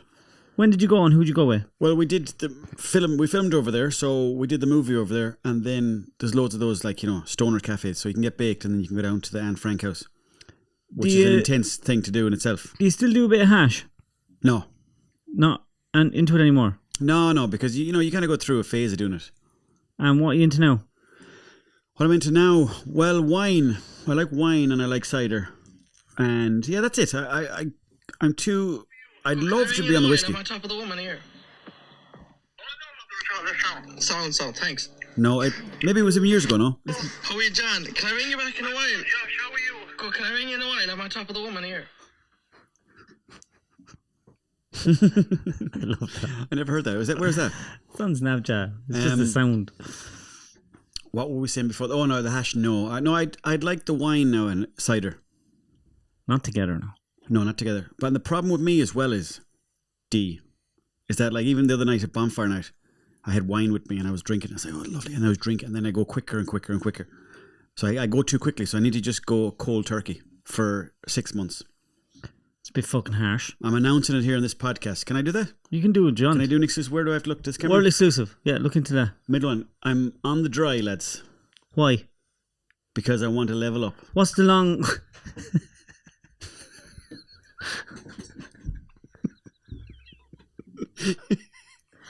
That's funny because it's true. I am so burnt out with the amount of people that are leveling up. I want to level down. That's my problem. I think there's an awful lot of people out there that have a lot to answer for. These fucking people that are gurus. Selling these young people and selling these desperate people a dream of how easy it is to level up. Yeah. Well, again, it goes back to the phone. You're looking at daft fuckers all the time, and then you're like, oh yeah, I need to get up at 5 a.m. and I need to brush my teeth first, and then go for a walk. Sure, and if run you up really want to town. ultimately level up, don't go to bed at all, sure. Stay up. Just stay up. Stay up and do your thing. Grind. Do like I love them videos where your man goes, oh, well, just don't go to bed at all. And like then I have 4 days in one day. Yeah. It's just One so lad was like, remember the slaves? They were working 16 hours a day. You can do it too. Hey, one thing about slavery though, got shit done. Look at the pyramids. Who are you blaming now for that one? The Arabs, is it? No, aliens for the pyramids. I'm thinking aliens. You think so? No. Ancient civilization. I think it was vibrations that built that I'm joke. all in on ancient civilization. Me too. But I think it was vibrations. They had a fourth element of science that they used. Kind of like... levitation and stuff. something like, you know... Resonance. Exactly. Resonating in energy, and in the middle, in the rocks kind of move, you know? Yeah, because there is a lot of energy in resonance. Oh, it's destroyed bridges. Kyle, put it up. Like the vibrations. Yeah. Yeah, if you look at like a speaker, you know, like a speaker when it's playing music, you can see sound waves. Yeah, and did you see Physical sounds. the cool designs that they made? Yeah. I think that's crazy. Did you ever hear DMT? Yes. Apparently, have you ever heard the DMT and laser thing? Yes. Have you? Yes. You take DMT and you shine a laser and you can see a See code, the and code. apparently across the world that code is matched everywhere. I heard that. So that means that maybe there's code we can't see. Simulation theory. Where are you on that? Are we in a simulation? Let me see. Are we in a simulation? I suppose like it's kind of a deep one, because like I could say to you, yes, I truly believe it, and then I have no proof, and no one really has proof. I don't think we are. What do you feel? I feel like there's an we turn into energy. We're energy anyways, and we're just kind of like more like not in our physical human form. We're just floating. But that still opens up the question, what's past that, you know? But I do feel like we're an energy, and that God is the energy as But well. it's all so fucking weird. The more that I read into that, it fucks with my brain. Oh, You know, you you keep looking at everything, every cell in your body, every atom. It really is just energy. Yeah. You know, that's all. That's all it is. And the fact that when after 7 years, there's not one atom in your body that's the same. Yeah, your complete But transformation. you can still remember you. Well, it's like a little seed. If you put a seed in the ground, you know, it knows to grow into a tree. It's crazy. How does it have that information in it, you know? I suppose that's DNA though, isn't it? No, there's an energy. It's crazy. Yeah. The more you think, what's that? Yeah, That's the resonance you're on about. yeah. Watch this. This is cool. Tacoma Bridge, Washington, opened only a few months ago, was built at a cost of over $6 million. But misfortune Cheap enough. overtakes Cheap enough for this time. These are some of the most amazing pictures ever recorded by a newsreel. Look at it. The actual collapse of the world's third largest suspension bridge. It's like a road you get in Mayo.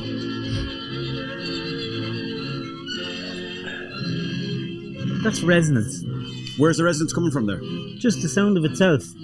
The sound of itself. It's in... Only a very vain 35 for a mile-an-hour bridge. wind is blowing, but this apparently sets up a rhythmic swinging of the bridge, which increases with each swing. Jesus Christ, that can't be real. That's real. I feel like that's camera trickery. No, The bridge was resonating. Like, how come it's never happened since? because they figured out during building construction to not have the Finally, the elements. swinging Oh, I road see. With each other. Oh, so it's like a magnetic thing, is it? No, it's sound. It's sound frequencies. The only casualties were a car stalled on the bridge and a dog.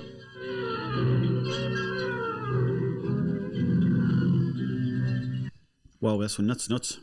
But you didn't think you'd learn that today. No, that's a scary enough one. What's that place in Ireland with the Newgrange? Apparently, one of the rooms there, they used to practice resonance, like their Yeah, I believe it. energy vibrations. What age is Newgrange? Isn't that 5,000 years old or something? Yeah, Like 5,000 years old, and they were able to tell. before the pyramids. Imagine they were able. Well, Oh, we don't know. We don't know. 5,200. But Okay. imagine the engineering that was involved on the shortest day of the year that the sun shines in Yeah. to that tunnel.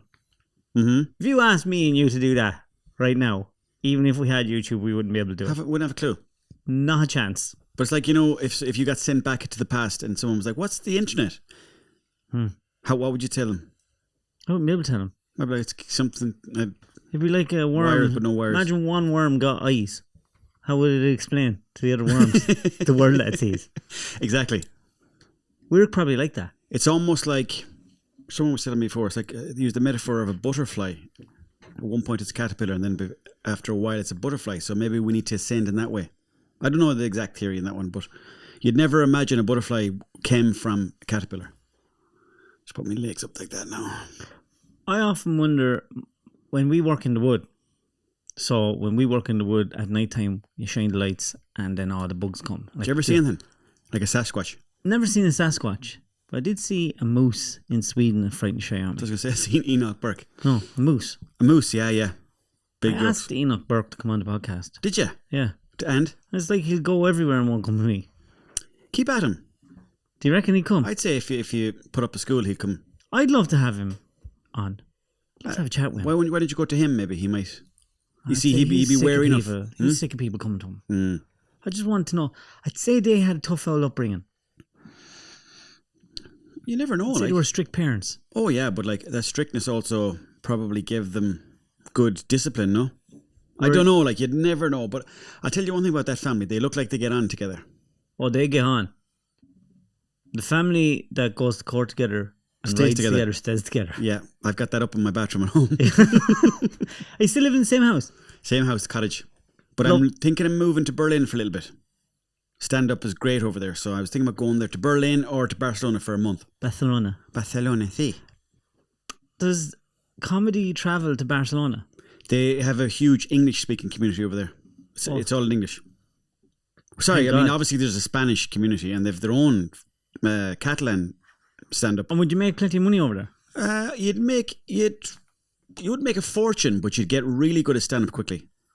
Like going to the Fringe in Edinburgh. Is that what your dream is, to get real good at stand-up? I don't think so, no. I was thinking about this on the way up, actually, because, you have to think where the money's coming from. But I think I'd like to make documentaries. That's my next thing is I'm going to go around Ireland. I have a big camera. And I'm going around Ireland and I'm going to just be off camera chatting to people. And I'm going to try to get as many characters as I can. And I'm going to call it a slice of Ireland this week. I'm in Connemara. And I'm going to just hanging out with Connemara people. And whoever turns up, if I meet a gang of lads, they're like, oh, come on the beer with me. I'd be like, right, let's go on the beer. I might record some of this, lads. Do you mind? Or then a farmer might go to me, sure, I'm out foot and turf now for a couple of Go hours. with him. I said, do you mind if I hop on your lap? What's your favourite documentary that you've ever watched? Good And it question. can be a serious one. Can be. It doesn't have to be. There is one called American Movie. And it's so good. It's actually called American Movie. And it's about these two lads in America who are trying to make a documentary they're trying to make a short movie called Coven, about a crow, actually. And, Bastards. And it could be Canadian, but it's so funny because these guys are just, their lives are kind of falling apart and they're like trying to get money together. And there's one scene where the main guy is like trying to get money from his grandfather, and the grandfather's like, I'm not going to give you all my savings. But he eventually gives him some of his savings and he keeps asking for the money back. And just the characters in there, they're brilliant. One guy's like always dropping acid. And the main guy is just like trying to always get money together. And it's a full-on serious documentary because they didn't know that was the main thing they were doing. They thought the movie was the big thing. Yeah. So they were all like casual, they were all like being themselves on camera, which is a hard thing to do. A lot of performative stuff, if you think about it. Do you know what would be a great documentary to do in Ireland? Poaching. No. No? No. Wafers. Old people. Oh, I love old people. My favourite They're all dying. demographic. Yeah, And these are the last of the communicators. 100%. Like They are. They are the last of the communicators. They're the last of the real storytellers. And they're all been lost. Yeah. I love And I'm them. not talking about, the ones that are real good, like Eddie Lenihan. Like They're already good. They're already good. I mean, the old lad in the pub Yeah. that has the mad stories. 100%, yeah. And And you you're might sick only hearing get them. 5 minutes out of them. Yeah, but you're probably sick hearing them your lifetime, but once they're gone, they're gone. Yeah, exactly. I've been exactly. trying to get so many people onto this, but don't, come on. You see, that's the beauty and the sad thing. The beauty is they're so protective. That's why a documentary could go to them. Yeah. But it wouldn't work if you had a big camera. You'd have to do it secretly. That's too cheeky. That's unfair, no? I think you'd have to hide the cameras. Like, You have to be able to create whatever it is Louis Theroux does, for example. You have to be able to get them comfortable. And you have to let them know that this is not something where we're trying to take advantage. I'm just trying to capture how funny you are or how entertaining you are. And then even still they might say no. Louis Theroux is doing it with people that want him in. It's an Well, he's got ego BBC thing. behind him too. Yeah, true. Like I'm talking about real people. Yeah. Oh, I know. I'm the same. But like, love to get that done. everyone has an ego, as you said, and there's definitely a way to. You kind of have to not flirt with people. You kind of have to kind of get them on a good day, or like listen to them. What are they telling you? You know, be genuinely interested in them. Yeah. I don't think you need to be capturing them like with meta glasses or anything. Do you ever see those meta glasses videos? I'll just go on a tangent, but do you ever see those videos where a fella who wears the meta glasses, but he goes into like a supermarket, he'll take a picture of somebody and he put it through AI, and he go to the security guard going, this guy's releasing like rats in the shop. Or they be kissing each other. Right? I love that, but that's a fear of mine. I'm like, Yeah, it's scary. It almost like makes you trust no one. That's the problem with these meta glasses too. There's a trust issue there, no? But Like if I was wearing them now, but they're a bit chunkier. no, I think most people, they kind of know. Yeah. That's why, you know, the way podcasts are a huge thing now. Are they? Yeah, because long form conversation is just people having a chat. Yeah. I think that's coming for video, and that's what we're talking about. Coming for... Oh, you think so? Yeah. So just oceans and oceans of more video footage going to be uploaded online. No, just real people. Yeah, real people is definitely the thing, you know? No, because everyone is so accessible. The people that aren't accessible now is the old guy down the road. Yeah, you reckon? I'd love that. It's the new frontier, but then where... This is the way I see it, is that is going to happen, I think. And also sleep. What do you mean? They're going to start colonising our sleep. I don't How know are where you we're on with- your sleep? Brilliant. Do you sleep a lot? Oh, I don't sleep a lot, but I sleep great. When I do sleep, Do it's you like... dream? I do dream, yeah. Lucid? Sometimes, yeah. I've been trying to do the lucid dreams thing, and it's not working for me. Do you know what you Tried do? You need a everything. spoon. This is a lie again. I swear to God. What? Salvador Dali used to do this thing where he'd have a spoon in his hand like this, and around the even time he'd have the spoon in his hand like that, and he'd just be there like this.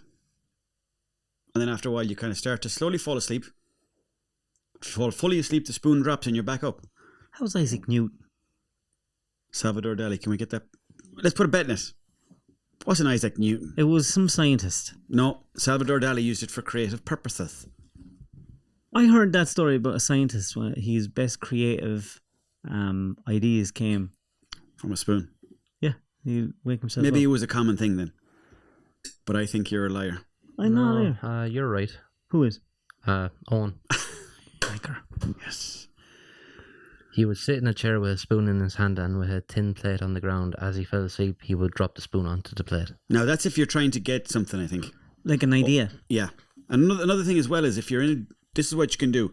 If you... I read this before somewhere, but if you write down your dreams in the morning, that's a great way.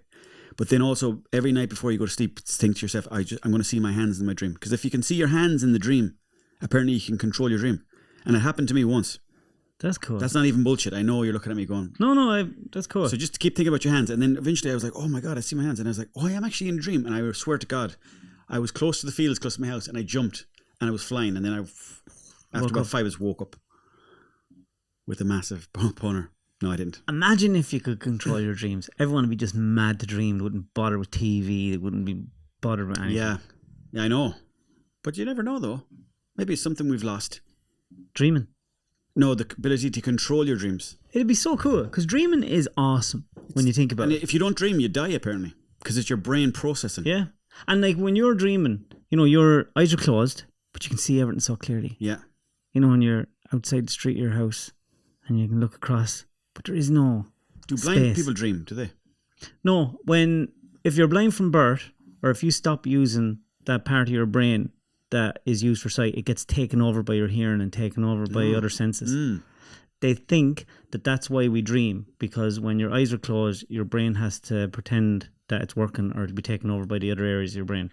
Wow. Jeez, that's crazy. Taken over. In what way? Taken over? Like, Same as like your hearing, and if this hasn't been used, we'll use it. Your brain will use itself. okay. The brain came up with its own name too. That's a great one. Yeah, I know. Sure, we're just atoms contemplating atoms, really. Exactly. Yeah. There was a picture online where just this is you, and it's just a picture of the brain, your eyes, and then that fucking all your Spinal little. cord. It's fucking creepy. Yeah, it is. It's nothing like. You know the part of RoboCop, the new one. Do you know the new Robo? No, I don't know. Do you not watch that? What? I've watched the movie, the original. The new one. Is it a series? No, it's a movie with Joel Kidman. I think that's his I name. might have seen it. Well, there's one scene where they take away everything that is not him. That's fair creepy. I can imagine, yeah. Like take off the face mask and everything. Put it up, RoboCop, the new one, and it's like all there is just a pair of lungs and just the head. Yeah, the bare bones. Well, not even bones, like, but. And I remember when I was in the cinema watching it, I was there. Oh, that's it. I just shoot myself. You were a talker in the cinema, yeah? No, I couldn't. Do you like cinema? I love the cinema. I absolutely love it. Last one I seen was Project Haley Mary, I think it's called. Ryan Gosling. What a movie. Oh, unbelievable. I didn't want to like it because I was like, Ryan Gosling, you know, when you think about space, I'm not thinking about Ryan Gosling. But then I was like... Did you read the book? No, I must do though. Have you read it? Yeah, it's so cool. Is it better than the movie? Yeah. Yeah. No. What it is because I hate when people say... Who wrote it? Andy Weir. Okay. So it's just more descriptive. So when you listen to the book, like when you watch the movie, the part from where he wakes up to when he gets out into the ship is like a minute or two. Mm-hmm. But in the book, it's like 5 paragraphs. Yeah, okay. Because he has to figure out who his name, he figures out he's in space and all this sort of stuff. Yeah. Right, watch this. Look. Take away the bits of him. It's like when you're getting ready to go in the bath. Holy Christ. Could you imagine how freaky that is? You're just after waking up. Look. Wow. Holy Christ, there's nothing left.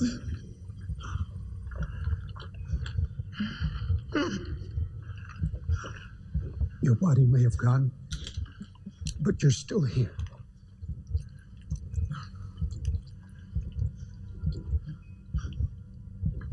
It's not even my brain.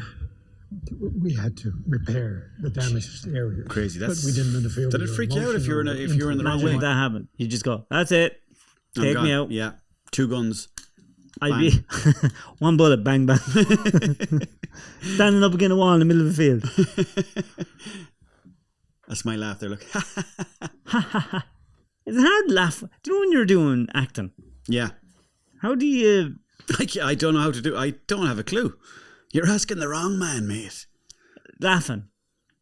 Does that look real to you? See, I've often heard my laugh back and I'm like, oh, that's a forced laugh. That's fake. Yeah, but when I laughed right there, it was a real laugh. But it wasn't my real laugh, but I wanted to laugh. Have you ever done a scene where you had to cry? Yeah. I know, really, did you? In Hardy Books, there was a scene where, like, I remember actually, I wasn't meant to cry, but we were leaving the cottage and French Toast was beside me. And I was like, I think I'm going to be able to cry here. Brilliant. Everyone's going to think I'm a great actor. So then I was like, oh, Jesus. A couple of tears come down and French Toast was like, you're a great actor. Fucking great actor. Can you do it again? I was like, I don't think so. And I was just like, we took another take and I was like, trying to force the tears out. But no, I was like trying to take a shite in a whole day. Would you love to do a movie? Oh, I'd love it. My dream. I think it's my main dream. Who would you like? Your dream can come true. What kind of a movie and who are you acting with? I'd say I'd like to. Do you ever see that series, The Walking Dead? Yeah. I'd love to be in a show like that. Just like spend years living down the deep south of America, just killing zombies with swords. That just sounds like a fun day out.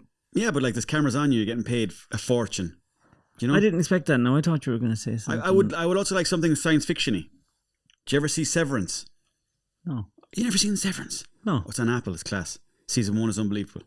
Severance. There's these lads working on a computer and they're just putting in numbers, and it never really explains what they're doing. But it's sort of like kind of what humans kind of do now. Well, not that humans do it now, like, but it's like programmers, but they've no context. They don't even know why they're doing it, and then there's cameras listening to them everywhere.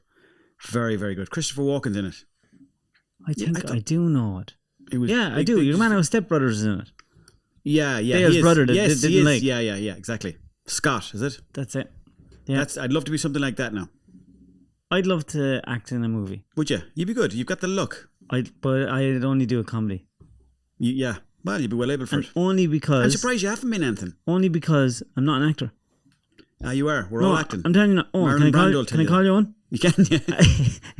I watch the bloopers and I think that would be the best job ever. Yeah. And I don't know how to do it. Like, there You're has not- to but be you're times that naturally you funny. can't get it out. No, I mean like bloopers. You know when stuff is hard and it gets funny, how do you not make it funny? How do they get through them scenes? It gets Like, to a point where you're like, just start thinking about your dead granny. When Will Ferrell is there, you know, well, hey, G, you're never going to be any of those things. Yeah. But that's the beautiful thing of it. You're riding the line of like, you know it's so funny, but if you can get through one take, then it's in the can. It's so exciting because you're almost like, this is gold. I remember when we were, not to keep going on about it, but sometimes when we were doing some of the Hardy Book stuff, there'd be bits where the lads were doing it, or maybe I was doing a bit, and we're like, oh, this bit is good. We knew it was good, so we knew it would do well. It's kind of like a energy in that moment, you know. So I suppose that's probably, with the blooper stuff, it's just so exciting. That's what you're looking for, really. It's kind of what you're after. Not all the time. It's not necessarily a good sign either. If you're always like, oh, that's funny, you know, it might be shite. I find the phone the opposite. What do you mean? The stuff that I think is the best never does as well. The stuff that you do for yourself? The stuff that, say, when I'm putting up posts. Yeah. The stuff that I would put the most work into, and I look back myself and I go, I love that. That's really good. Never will do good. Yeah, I know. But that's the question you have to ask yourself is, do you want to... I stay doing them for myself. Do it for yourself. And I just be so amazed at what gets... Traction. I know. Like it bewilders me. I do often think, I'll figure it out. So I keep spitting out stuff and I go, will that work? And now I'm there. All right, look, now in this climate, if I want to do real good videos and have them getting real, I have to be nasty to people, or I have to punch down, or you have to be... Oh, I get you. It's kind of like a world where people like that sort of drama. Yeah. Yeah, you do. You know, what's your opinion? But I think you have to... What's your opinion on whatever it is? Yeah, but I think the long game, you don't need to do that. That's the short game. That's the short game. I think so. If you're just if you're punching down, that's. I mean, you're going to get numbers, you see. So the illusion is, oh, geez, this is going well for me now. But like, I don't know how long you can last in that world. I enjoy. Do you know when you're watching TikTok lives? So I only go on to TikTok to watch lives. Yeah. It's where the best fucking stuff happens. It's, you know what? There is one I go on to there actually. It's like a dating one. So there's a girl and she'll bring on loads of other girls. And she's like, okay, we're looking for a guy. She's German. And you can request to join. And I remember once in Mayo, I was like chatting away to them. They're like, so what kind of wife are you looking for? Like, because you have to be looking for a wife in this particular one. And I was just like talking absolute bollocks for about an hour. And then they're like, yeah, you're going to have to leave now. No, I wasn't saying anything crude, but I was just like, I'm looking for a wife. I've got a bit of land here, talking about farming. And they were like from all over the world. They were from Nigeria, and there was a Chinese woman and Colombian woman, and I was just chatting away to them for an hour. And you go on? Yeah, no, I was live with them. Oh, brilliant. And I was trying to record it, but I didn't. I suppose I should have got their clearance anyway. But would you get like Botox or any of that? Do you know what someone told me recently they did? A vampire facial. Have you heard of these? Vampire jizzes on your face? Yeah, pretty much. Well, actually, I think that's kind of what it's meant to be, but they'll take blood out of, I don't know where they take blood out of, maybe your face. They'll put it into this centrifuge job and then they'll spin it or something like that, and then it separates the plasma. Yeah, and then it kind of, they'll put it back onto your skin, and then they'll kind of like use a stamp. So your face is all like covered in blood, but they'll stamp it back in. And apparently that's very good for rejuvenating your skin. I probably would do it, yeah. Sure, Botox comes from Westport. I seen Joe Rogan, and what's the guy that did stuff with Joe Rogan? He had his own podcast. He was an MMA fighter. Tall lad. Brendan Schaub.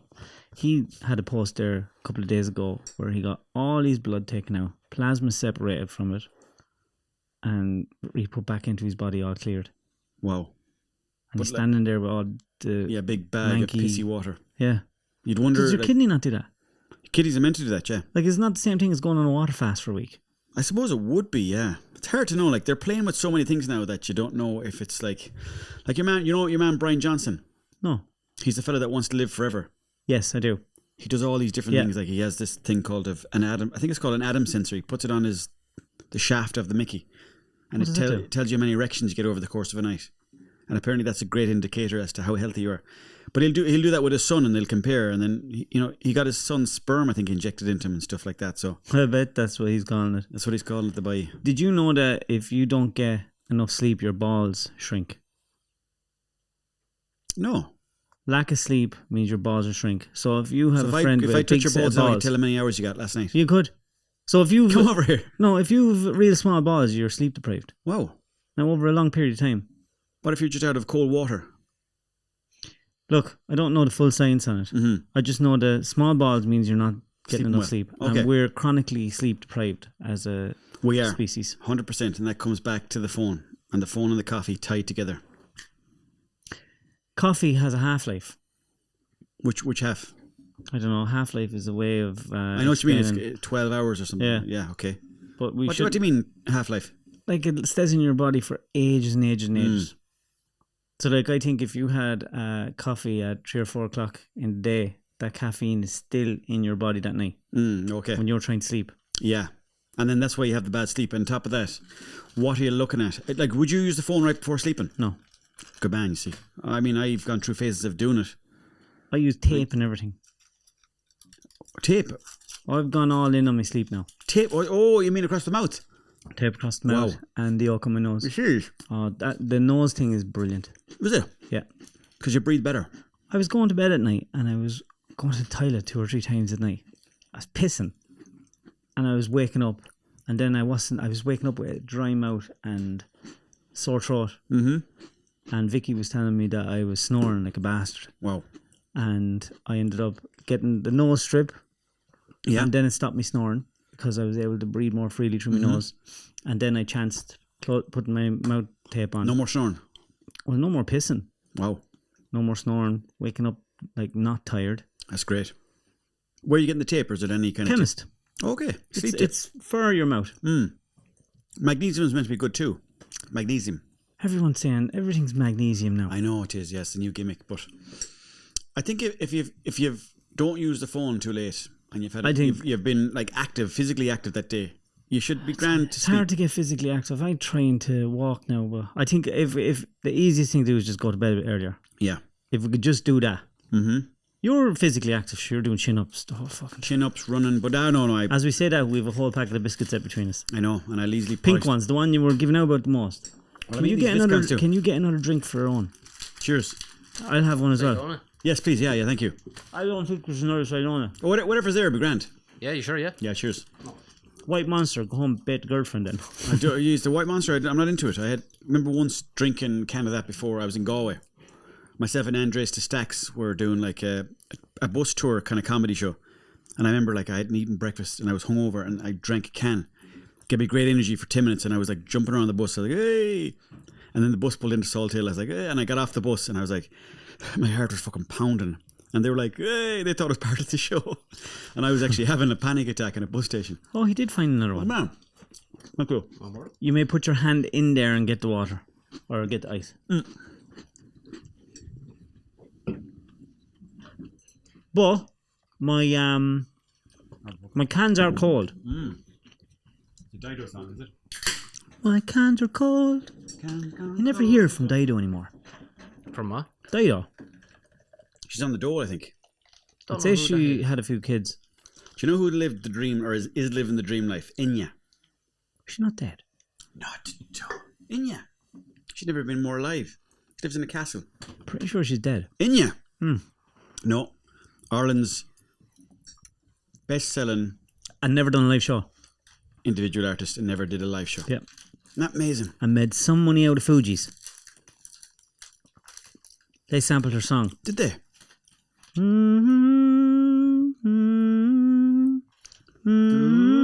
Ready or not, Ready or not, here I come. You can't hide gonna find you. and make you. I play But my enemies like they- a game of chess, they- but I rest. they No took- stress. They took that song and never got the rights to it, and Oh, I see. they had to give her loads and loads of money. It's like the way P. Diddy has to pay. She did. Sting. No, she's 65. She did. No, she's No, 65. sorry, she's not there. She sailed away. Oh, Jesus Christ. No, but who was the other one that died recently? Was it Reese? She got killed. You know that actor Reese or actress Reese? You're going to say, with a spoon, then you go, no, knife. Yeah. Sorry about that now. Yeah, I hey, listen, you're a comedian. Don't won't bring it down. bring it down. What are we looking at here now? I'm trying to find a Reese fella. No, he was joking. Kyle. Get rid of this Kyle fella. You know what Kyle done a couple of weeks ago? Shot himself. We look up a lot of stuff. Let me see if I can guess. He shot himself. And we were talking about birds' dicks. Bird's dicks, yeah, go on. I love this. Because I hadn't seen a bird's dick. And a duck's dick is massive. Ducks have massive dicks. Yeah, and they've got like they'll hook into it. Big Yeah. twirly dick. Yeah. And I said, look up a bird's dick. What bird did he pick? Oh, I'd say he went for the biggest bird. No, He typed in swallow's cock. Of all the birds. And sure, of course, all that came up was blowjobs. Of course, because that's swallowing cock. Exactly. That's Yeah. how that internet works. Now, Yeah. those old search engines, they'll catch you out all the So you tell time. the judge, oh, I was looking at birds' cocks. Were you ever in court in real life? Yeah. For what? For not having tax in the car years ago, insurance. No tax or insurance? Yeah. How 2 did for you 1. go out with no tax or insurance? You ever go through a phase in your life where you're just like, alright, be grand. Not really, not with that. But you see, I went to court then, and the judge, I had a t-shirt that said New York on it, and the judge was like, are you just back from New York? And I was like, what? He goes, are you just back from New York? I was like, he goes, oh, you're wearing a New York t-shirt. I was like, all right. Do I have to pay a fine or what's going on? did you? But, yeah, it wasn't too much. But I knew there was like, I was in there with like criminals, like, so there was like half the court was like criminals, the other half was the guards. 1 or 2 of the guards knew me, and I was like, howdy lads. And then 1 or 2 of the criminals were like, all right, what's the crack? So I was like, who do I go over to? Adrian Kelly wrote in an awesome question. 3. 3 questions. No, he just wrote the word. 3. 3. It's the magic number, isn't it? When was the last time you shit yourself? There was a period of my life where I struggled to find The toilet. myself When do you think you actually found yourself? on the way here today. No, but when did you I shit think you... myself. Sorry? Did you ever have a moment where you went, I know who I am now? Well, no, you never fully know anyway. I think you're always going through the different layers. But I'd say during lockdown, there was a time there I took mushrooms. And after that, then I was like, actually, yeah, I think I know what I like. Nature, going for walks, hanging out with people, having the crack. That sort of stuff, you know? Simple stuff. Family stuff, you know? There's no nicer feeling than just having a laugh with your friends, is there? It's like you spend all your life trying to kind of grow your world and kind of travel and all that stuff. And it is great to do that. You should definitely do that. But then you realise it's almost like the small things. It's like when you're in a pub and you're having a daft conversation with an outlet. That's the good stuff. Even though when you're younger, you're like, this is boring. But it's the beautiful bits, you know? Yeah. It's the bits that everyone that goes to Australia misses about home. And it's the bits that you miss when you're like away, you know? Yeah. So I love that stuff. And I love the fact that it's so simple. I love that I kind of personally have discovered that for myself, that I get great satisfaction out of just talking to an outlet in a shop or an owl lady. But what was another question there somewhere, was there? No, someone put in 3. 3, okay. Weirdest situation you've ever been in? Weirdest situation I've ever been in. Did you not ask me that one already, no? Did I? Was that not when I was in the blue light district? Yeah, that was it. Yeah. Yeah. Any speak pipes? No. Speak pipes. That's it. That's the questions. I have to put them questions in or they'd be annoyed. No, you're right. You gotta do what the people want, you know? That's what you have to give them. They give you the questions and sure. What do people want from you? What do you get most people to message you? I bet you I can guess. Go on. When are you doing more Hardy books? Yeah, we get that all the time. All the time. Like I get that nearly every second person on the street will say that to me. Who do you talk to the least from the Hardy books? Jesus Christ, you're really trying to get into it now, innit? Who do I talk to the least? Toasty looks the busiest. Toasteen, does he look the busiest? He looks the busiest. But I can look the busiest of my brothers and I'm not. Well, yeah, myself and Toasteen used to hang out an awful lot, but he's been busy with his life recently and so have I. So I'll call him or he'll call me. But I mightn't see him too much. It might be once every 6 months, which is not enough really, you know? I played football with him before, so like we were centre midfielders together, so we were proper friends. But we still are, like, so we're meant to be making another season. I don't know if any of the lads were telling you. No. Meant to be making another season now. So how does that writing go on? That will be Martin and Mike. Mike is Martin's brother-in-law, so they'll probably write it, and then they'll say to us, come in and do this day and this day and this day. I think Martin could be a dangerous man to write now. You think so? Yeah, I was chatting to him a few times now. He's a lunatic, but like at the same time, that lunacy is kind of where the magic is. Yeah. But it must be so difficult when you're writing something because it's like you said, you cannot do it on your own because you'll go off on your own tangents and you need somebody to kind of pull you back in a bit, yeah. So that's what we'll do. So Martin and Michael write it and then we'll be like, well, this is too much you're giving out too much about this thing, and then we'll kind of turn it back our own way. But we'll do a lot of improv as well anyway. But Martin, in fairness to him, he's a great man for having the big ideas. he was always like, let's get over to America and film. Let's go to Ibiza. And we were always like, I don't think we deserve it. No, we had enough now. When's the last time you done the podcast? You're on. I did a live stream about a week ago, which I love the live streams, by the way. Explain the live stream to me. So you go on YouTube, you have it all set up through this website called OBS, and you stream live, you edit live. I have a little sound deck, which is kind of like a What do you mean you edit live? As in, like, I'll switch between, kind of like what this man here is doing. He's switching between cameras, I think. No? But who do you talk to? Talk to people who are commenting on the page. So I go live, on YouTube, and people are like writing in the sidebar. They're all like commenting, and then I'll be like looking at the World Cup, might be watching some of the videos behind the scenes, commenting on what I'm looking at, and then I just be chatting to this kind of group of people that have joined the chat. Is it like streaming on Twitch? Exactly the same. Exactly the same. And how long would you stay on? I normally do an hour. And did you ever have, when you were doing it, a bad experience, people fucking annoying you or dickheads? No, never got any abuse yet. I don't think I'm there big enough yet, but like there's been times where I'm 10 minutes, 20 minutes in and I'm like, I don't have anything to say. Have you ever been heckled? Yeah, loads of times. Is that must be hard. It depends on what the heckle is. Sometimes I love a heckle because I can kind of bounce off the heckles. I do like... Even if they're nasty ones. Do you know when did the comedy start? That's an awful one, yeah. But like everyone gets it. Like, you know, I even seen a video the other day Chris Kent put up. He said, I heard someone shouting at that from the sidelines. So yeah, that's a bit of a dig. You have to be really on the ball for that one. Because it is a dig. So what do you do? Once, you just got to be like, fuck off or whatever. Just like I don't know, just whatever's in the moment. Use whatever you have in the moment, but don't drop face. Like you have to kind of keep the confident level up there. Like there was once... Easier said than done. It is easier said than done. There was once I did a gig in Vancouver and like I was so tired when I got there. And I was like, so I took a gummy to sleep, you know, those weed gummies. And I was like, I slept like a baby. But the following day my eyes were all kind of foggy, you know. And right before the gig then I was like, I'll have a couple of glasses of wine to get going. So when I was on stage, my mood was kind of like... Up and down. My energy was all over the shop. So then for some reason I was doing this bit about jiu-jitsu and I said, anyone here in the crowd do jiu-jitsu? And one day I was like, yeah, I do it. I was like, come on up here, we'll do a bit of rolling. And he was really good at jiu-jitsu. And we were rolling up on stage. And I was like, I don't know where this is going. I have no idea. I have no idea where this is going. And he was really good. And at one point... Were you in like down on the ground rolling? Down the ground rolling. And I wasn't getting serious, but this guy was really good. He wasn't obviously going to let me just grab him.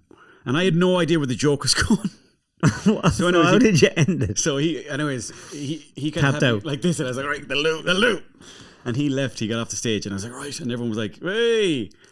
And then after the show, people were like, oh, was that planted? Was that your plant? I was like, yes, he was. Even though he wasn't. Even though that would be nearly the weirdest situation you were in. Well, there was another one where I was kind of like slightly bombing, but I was doing a joke about like being on my back and I was fighting Putin. And I looked through my legs like that. And at the back of the crowd, I could see my brother like this. Like not enjoying the show at all, judging me. And I was like, oh, I thought he used to be proud of me. So that was a tricky situation. Did you ever walk off? Did you ever get bombed so bad you went, I'm just going? Bray. Once I was in Bray, me and Martin were meant to do like 15 minutes each. I did about 6 minutes and then nobody was laughing. And then I think I said, anyone here watch the Hardy Books? Nobody answered. I was like, I'll see you later on, guys. Thanks for everything. And then I walked off and I remember I was so upset. I was going down to the local shipper and I was like half kind of like, oh, Jesus Christ, need to get a new job. And then someone was like, oh, Hardy Books, can I get a picture? I was like, yeah, no worries. He goes, you all right? I was like, I'm grand, yeah, grand. And I literally drove out of Bray with tears coming down my face. But it is mentally hard. Oh yeah, you have to have a certain mindset for it. But like what you're doing with the podcast, it's mentally hard too, you know? No. It's not. No. What's hard is we were on our first live show and we just wanted to do a live podcast. Like, just chat. Yeah. And we overthought it. And everyone, I always do this. Every time I go do something new, I let other people tell me how I'm supposed to do it. Yeah. And because I've never done it before. They'll tell you where to put the mic. They'll tell you where to stand. And I was there, and my gut instinct, I should have trusted my gut. But I didn't. And we went along and we done this show. We weren't ready. And when we came out, we were on a stage. We hadn't been there before. We were all sitting in a row. We were up real high. The lights were shining in our face. We couldn't see each other. Couldn't hear each other. So the dynamic was gone between the four of us. When we're talking, I can kind of read off you. You course. can read off Yeah, me. yeah. That was gone. And all we could see on the front was one person through the glare. And it was just a woman sitting there like this. For the whole It's a nightmare, isn't it? first 45 minutes. Oh no. And we go in at the break and every one of us said, fucking your one. Your Yeah. one's not happy. Like, this is bad. Yeah, I know. And you're concentrating on her. This is bad. And we couldn't stop focusing on this one person. Yeah. And then I had a part of the show, look, might sound racist, but I had pictures of all Asians and I was showing the Asians and I was walking to people in the crowd and I like to do a bit of crowd work and I go, what nationality is this person? What nationality is this person? And at the end of it, they all got them wrong. And I went, see? You can't tell the difference, right? Yeah. And then at the end of the show, and I was so mortified, right? Some poor Chinese family had come over on their holidays. Oh my God. And there they were, sitting in the show. No After way. coming into this local pub for a little gig, and here's this guy going with fucking these posters of these Asians. No. See, can't tell the difference. It's not racist, you just can't tell. The thing is, though, that could be a good story for the next show. But what I'm saying is, the whole night was ruined for us because we hyper focused on this one person. Yeah. And then the most frustrating thing, it blew my mind after. This one person that ruined our night that we expected to be in bad form, didn't like it, she came over and she goes, oh my God, that was so good. That was the best show ever. Really? We were like, wow. Didn't show on her face, though. Didn't show on her face. Yeah, it can happen. But that's hard. It's very, very hard. Because at the end of the day, like, the sound of laughter is what you're after, no? Yeah. So, because you feed off it. Of course you do, yeah. And it's a sign like that things are going well. What I'll do is sometimes I'll start the show and I'll get people to just laugh. I want everyone to laugh because then I say I'm recording this so that I can add the audio in after. And that kind of makes them laugh. And you see, when I'm doing the show, I'm not a comedian. Like, I'm not trying to be a comedian. I'm just having a chat. Yeah. It's like when you do a podcast with someone. Do you ever do a podcast with someone and there's nothing coming back? I haven't. I've done it with very funny people too, and I'm like, you need chemistry. It's very hard. Yeah. And you start thinking about it, and then instead of listening to them, they're saying something, you're going, what do I say next? What do I say next? Yeah. And the whole thing's ruined. Yeah. Happens. Yeah, it's easily happened. But I think you're good at keeping the chat going because you've got so much practice. Well, I'm just chatting. Yeah. But you know when you get something... Oh, but that applies to real life too. We done a podcast one night here. I'll never forget it. It was about 2.5 hours, wasn't it? Yeah. And when we got it out, it was about 40 minutes. Who'd you do it with? I can't say. But there might as well have just went to sleep. And you'd ask them a question and just go, yeah. No. Yeah. 4 or 5 seconds of a question, you go, don't know. Maybe if you put that TV somewhere else. Maybe. Because like I'm looking at myself there and I'm like, oh right, that's how I look, is it? Yeah, but that's because of your ego. You think so? It's mad ego. I like the schmig though. Anyone that has a smig seemingly has an ego. You reckon this is where the schmig is kept? It's like a little bouncer's schmig. When will this come back? Have you ever done it? Who's brave enough to bring back the Hitler moustache? Somebody needs to bring it back. No one's going to be brave enough to bring back that. I think they should. I think now is the time. So what you're saying, just there, a little bit there. You see, you want to have black hair too. Yeah, it wouldn't work with you. No. You're too strawberry blonde. I think so, yeah. I'd say this man here might be the man to pull it off. Can we get a shot Did of him? you shave that middle bit? No, it just doesn't grow. Look how weird it is, look. It suits you though. It's kind of he's a modern man, this fella. This is You what they're should wearing. see, he wears dungarees to work. Do you, Fick? Yeah. The notions. No, I don't. Oh, sorry. Do you I just imagine him in a dungaree, sorry. But dungarees are a thing, you know. Oh yeah, big news. People are wearing Carhartt dungarees and paying a fortune for them. Do you know what you want to do with Carhartt? You want to go in and, I love Carhartt, but what I do is I go into the Carhartt shop, take a picture of the clothes or whatever the name of it, and then I'll go on to Vinted, reverse the image. They'll give you all those ones for second hand. I've never bought anything on Vinted. Brilliant. Everything I'm wearing right now, Vinted. No, they're not. I swear, apart from the t-shirt. And the I was pants. thinking that. No one buys a t-shirt on Vinted. No, but apart from the t-shirt, the jeans, Vinted. I've got wellies at home from France, Vinted. Do you buy stuff for the house online? I bought a chopping board on there. A chopping board? And then I was like, wait a minute, this is a second-hand chopping board. That's stupid. It was a rookie mistake. My wife's a fucker for buying yokes online. Is she? Old stuff. Oh, yeah? She buys old Upcycling. furniture and Upcycled it. rubbish. Yeah? Oh, jeez, the amount of stuff we're having to get rid of. Like what? Well, when we got the new house, she started buying all this wicker stuff. She's no concept on size. Thank God. Right? And she was buying all this stuff that doesn't fit in the house. Just doesn't fit. I said, why'd you buy that? Like a wicker basket. I'll tell you a great example. She bought what did they call them? Chandeliers? Yeah. Yeah. She bought 3 chandeliers and they were for the hall and this landing. Hall, stairs, landing. And we opened up these boxes and we started putting them together. And it was very, very, very quickly we realised that they were so big that if we had got rid of all the chain and just put them to the roof, we would be hitting them here. Oh, no. And they were made of plaster. Like, so they were like concrete. Heavy. Oh, jeez, the house would have fell down if we had put them up. And she couldn't send them back. They cost about €1,400 or something. Each.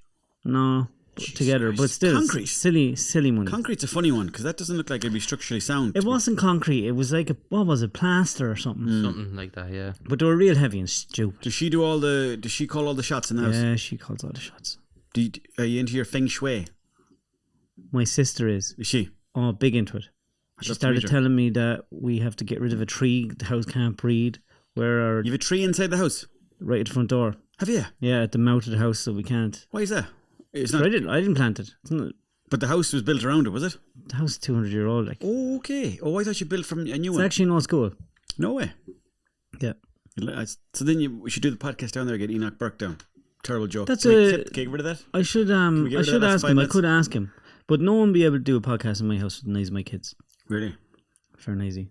But You've no kids yet. Not yet, no. Would Thinking you about like? it though. Would you like to have kids? Do you know, for like a long time I was thinking I don't, but recently I've been like thinking, you know what, it could be nice. The next stage. They're not just for a day though. No, You I know can't get that. them I for know about that, Christmas. but there's a good purpose behind them, I suppose, isn't there?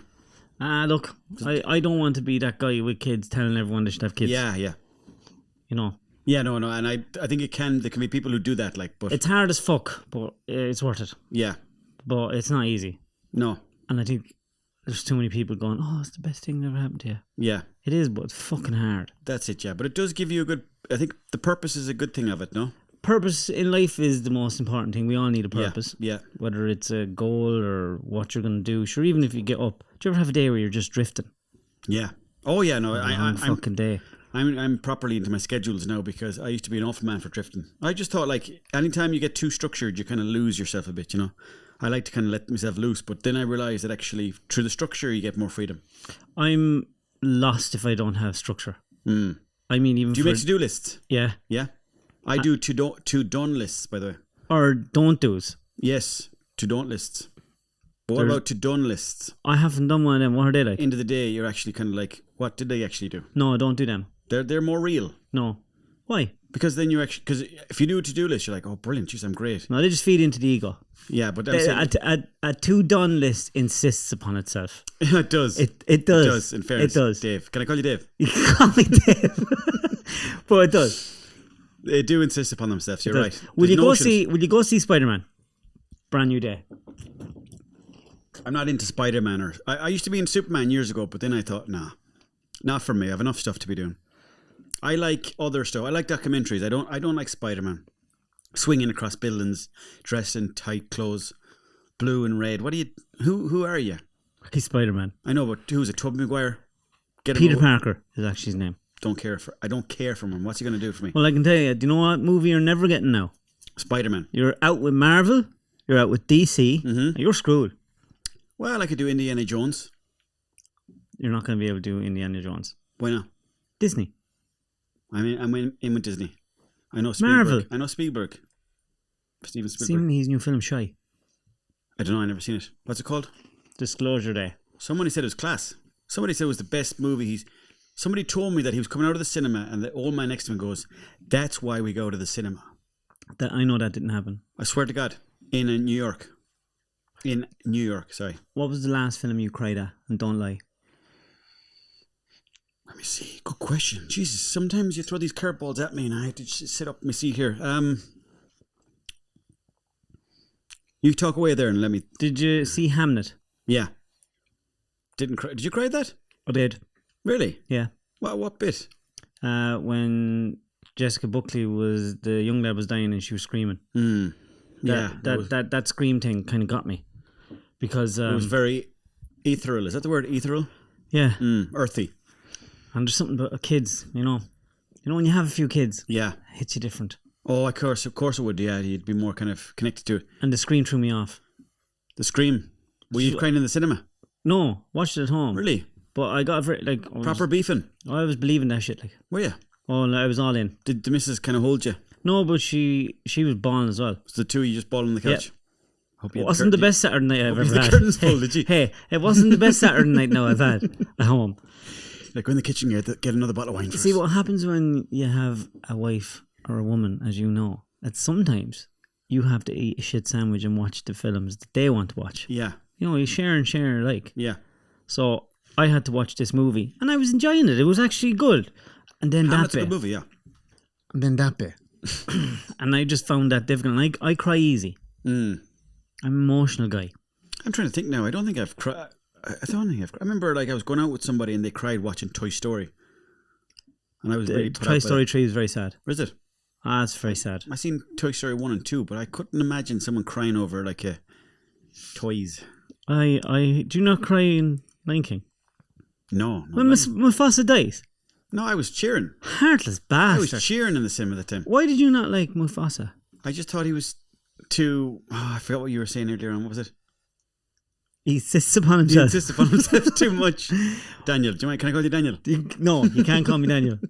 He insists upon himself too much. But now that you say it, there was a movie there that I cried at, when I was a kid. Not The Lion King. I think it was The 101 Dalmatians.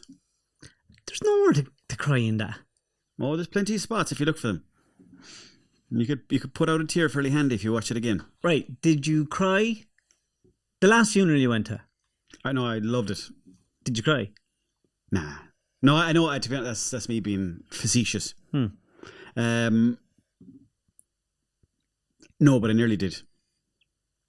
And I was, because I shouldn't be holding in, but I was looking around like this and I was like, looks like I'm going to start crying here. Right, well, when you watch movies and stuff or programs that are sad and a sad bit comes on, do you do what most men do, I think, is you start looking at other things or thinking about I'll tell you now that you say it. Have you seen that movie, I Swear? No. Your Man with Tourette's? No, it's good. Unbelievably good. And actually that one I was watching it with some people and I was like, 10 minutes to go, I was like, I got a message on the phone, and I went into the bathroom, wiped away the tears. So it was sad? 100% sad. I mean, it's not a sad movie. The story is actually very empowering, but there's a lot of sad moments in it because you have to watch that movie. It's class. True story. I'm gonna, because I seen it coming up and I never watched it. It got I think it won an Oscar, didn't it? Or yeah, whatever. I watched the last movie that I sat down. I don't get to watch a lot of telly during summer because you're so busy. But do you ever watch Sinners? No. With Michael B. Jordan. No, never know. And it's set back in the 1920s or 30s in Mississippi. And there's vampires in it. It's actually really good. And I don't like gory vampire films. Yeah, that kind of put me off when I heard about it. But it was actually really good. Yeah. Movie, yeah. Well, this guy from I Swear, he's got Tourette's and I think he shouted up a racist term at Michael B. Jordan at the Oscars. His father did. His father did? He's playing the part of his father. Who is? That actor in I Swear is actually playing the character of his father. Oh, were they father and son? Yeah. I never knew that now. Isn't that it? I actually don't know. That's why you're supposed to be. That's for you and you don't make rap music, do you? Actually. You know what film I'm on about? Hey, we make music. Can you put up an old tune there for us? We have made music. Have you really? What? Are we on this 2 hours? Yeah. Oh, wow. really? Fuck. That's crazy going. Sorry. No, it's fine. No, it's just, but there's a rapper who I follow on. Post Malone. No, but it looks like Puff Paddy. Pre Malone. He's Puff Paddy. Irish rapper, Puff Paddy. Puff Paddy, I love it. Where do you stand on Diddy? I think Diddy, Did he do it? Did he not? Did he do it? No, well, of course he's fucking dodgy. Fucking Diddy.